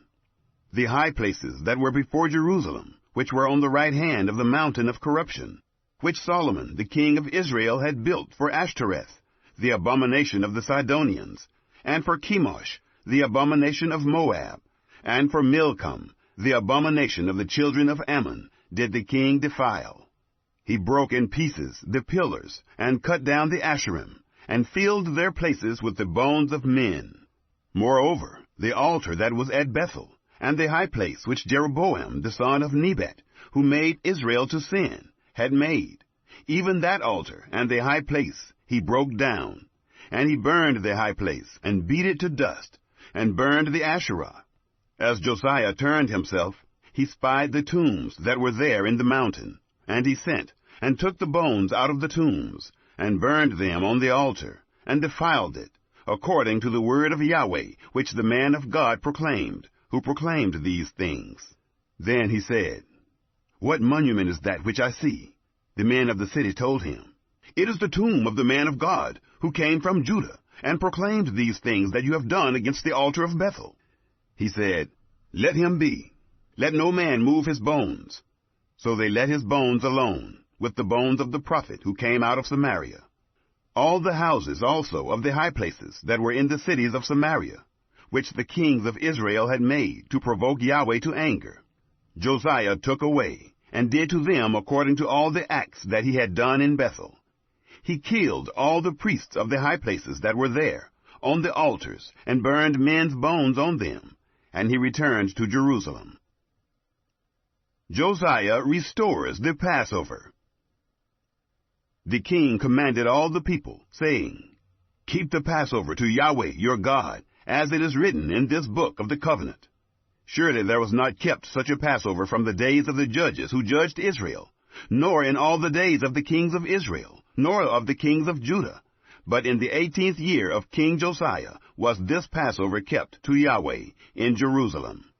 Moreover, those who had familiar spirits, and the wizards, and the teraphim, and the idols, and all the abominations that were seen in the land of Judah and in Jerusalem, did Josiah put away, that he might confirm the words of the law which were written in the book that Hilkiah the priest found in the house of Yahweh.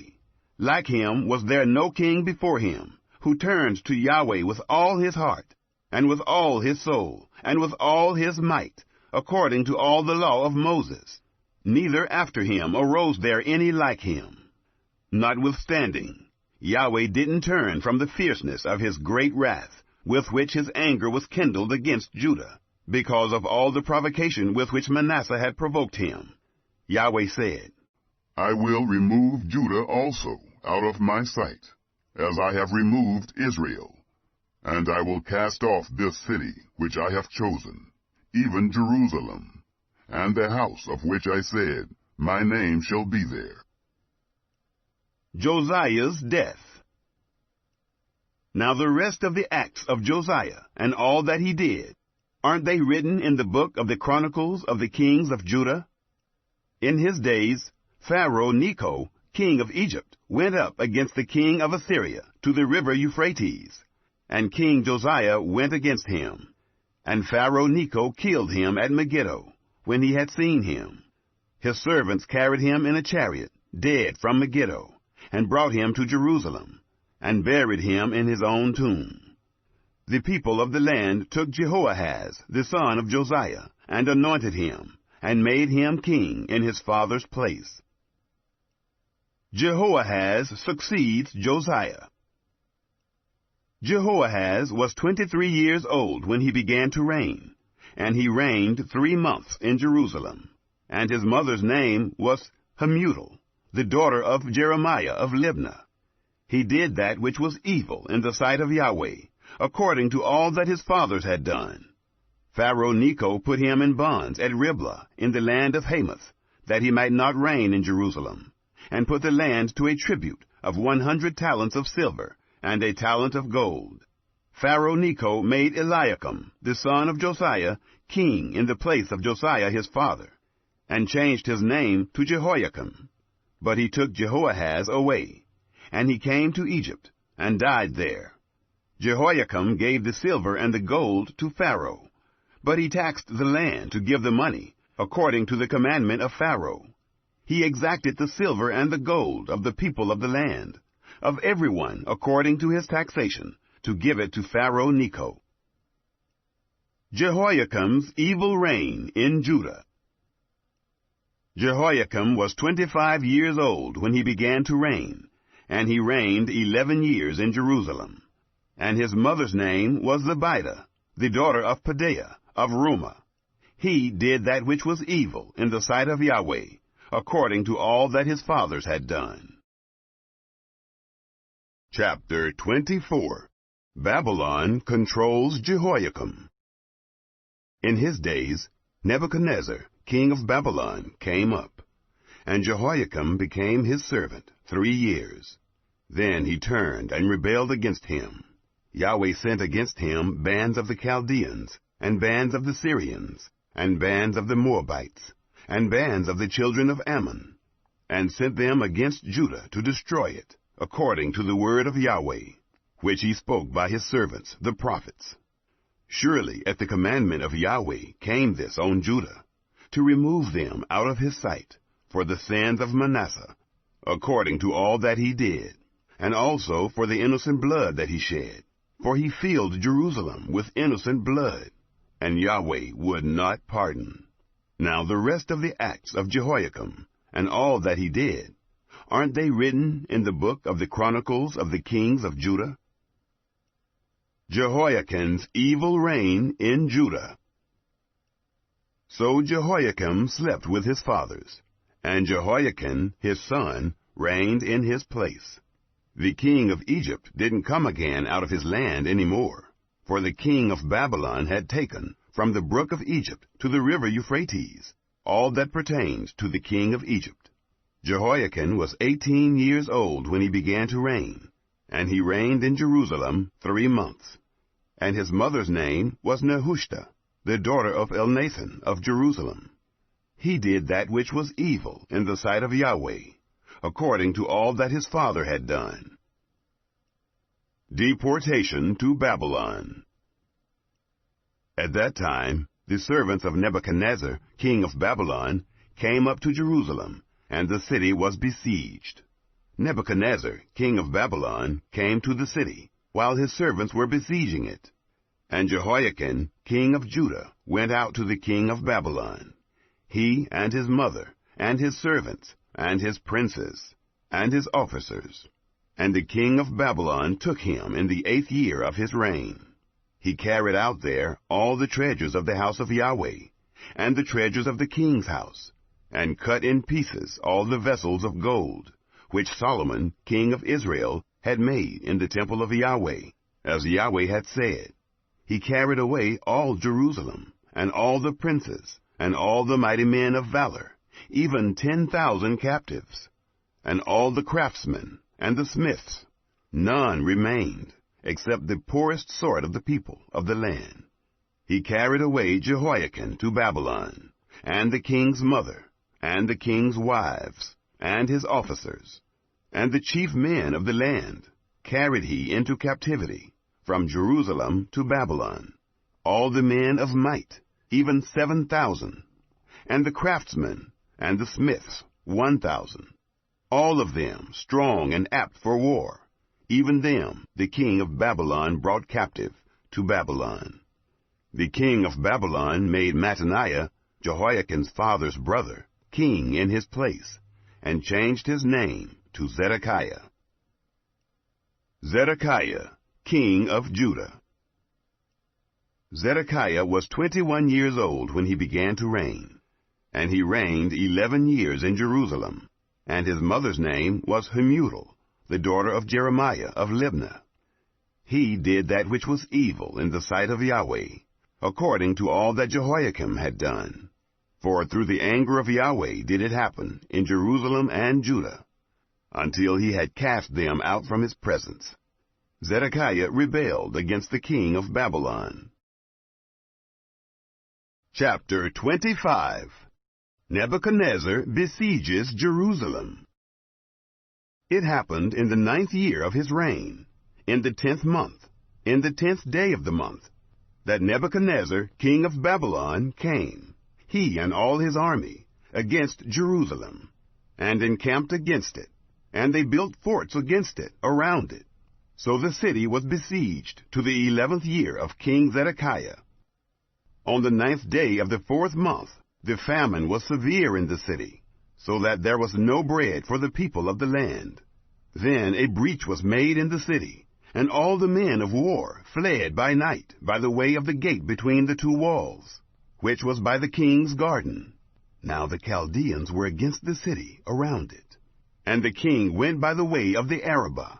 But the army of the Chaldeans pursued after the king, and overtook him in the plains of Jericho. And all his army was scattered from him. Then they took the king, and carried him up to the king of Babylon, to Riblah, and they gave judgment on him. They killed the sons of Zedekiah before his eyes, and put out the eyes of Zedekiah, and bound him in fetters, and carried him to Babylon. The temple destroyed. Now in the 5th month, on the 7th day of the month, which was the 19th year of King Nebuchadnezzar, king of Babylon, came Nebuzaradan, the captain of the guard, a servant of the king of Babylon, to Jerusalem. He burnt the house of Yahweh, and the king's house, and all the houses of Jerusalem. Even every great house burnt he with fire. All the army of the Chaldeans, who were with the captain of the guard, broke down the walls around Jerusalem. The residue of the people who were left in the city, and those who fell away, who fell to the king of Babylon, and the residue of the multitude, did Nebuzaradan, the captain of the guard, carry away captive. But the captain of the guard left of the poorest of the land to work the vineyards and fields. The pillars of brass that were in the house of Yahweh, and the bases, and the bronze sea that were in the house of Yahweh, did the Chaldeans break in pieces, and carried the brass of them to Babylon. The pots, and the shovels, and the snuffers, and the spoons, and all the vessels of brass with which they ministered, took they away. The firepans, and the basins, that which was of gold, in gold, and that which was of silver, in silver, the captain of the guard took away. The 2 pillars, the 1 sea, and the bases, which Solomon had made for the house of Yahweh, the brass of all these vessels was without weight. The height of the 1 pillar was 18 cubits, and a capital of brass was on it, and the height of the capital was 3 cubits, with network and pomegranates on the capital around it, all of brass. and like to these had the second pillar, with a network. The captain of the guard took Seraiah the chief priest, and Zephaniah the second priest, and the 3 keepers of the threshold. And out of the city he took an officer who was set over the men of war, and 5 men of those who saw the king's face, who were found in the city, and the scribe, the captain of the army, who mustered the people of the land, and 60 men of the people of the land, who were found in the city. Nebuzaradan, the captain of the guard, took them, and brought them to the king of Babylon, to Riblah. The king of Babylon struck them, and put them to death at Riblah, in the land of Hamath. So Judah was carried away captive out of his land. Gedaliah made governor of Judah. As for the people who were left in the land of Judah, whom Nebuchadnezzar, king of Babylon, had left, even over them he made Gedaliah, the son of Ahikam, the son of Shaphan, governor. Now when all the captains of the forces, they and their men, heard that the king of Babylon had made Gedaliah governor, they came to Gedaliah to Mizpah, even Ishmael, the son of Nethaniah, and Johanan, the son of Kareah, and Seraiah, the son of Tanhumeth, the Netophathite, and Jaazaniah, the son of Maachathite, they and their men. Gedaliah swore to them and to their men, and said to them, Don't be afraid because of the servants of the Chaldeans. Dwell in the land, and serve the king of Babylon, and it shall be well with you. But it happened in the 7th month, that Ishmael, the son of Nethaniah, the son of Elishama, of the royal seed, came, and 10 men with him, and struck Gedaliah, so that he died, and the Jews and the Chaldeans that were with him at Mizpah, all the people, both small and great, and the captains of the forces, arose and came to Egypt, for they were afraid of the Chaldeans. Jehoiachin released from prison. It happened in the 7th and 30th year of the captivity of Jehoiachin, king of Judah, in the 12th month, on the 27th day of the month, that Evil-Merodach, king of Babylon, in the year that he began to reign, did lift up the head of Jehoiachin, king of Judah, out of prison. And he spoke kindly to him, and set his throne above the throne of the kings who were with him in Babylon, and changed his prison garments. Jehoiachin ate bread before him continually, all the days of his life. And for his allowance, there was a continual allowance given him of the king, every day a portion, all the days of his life.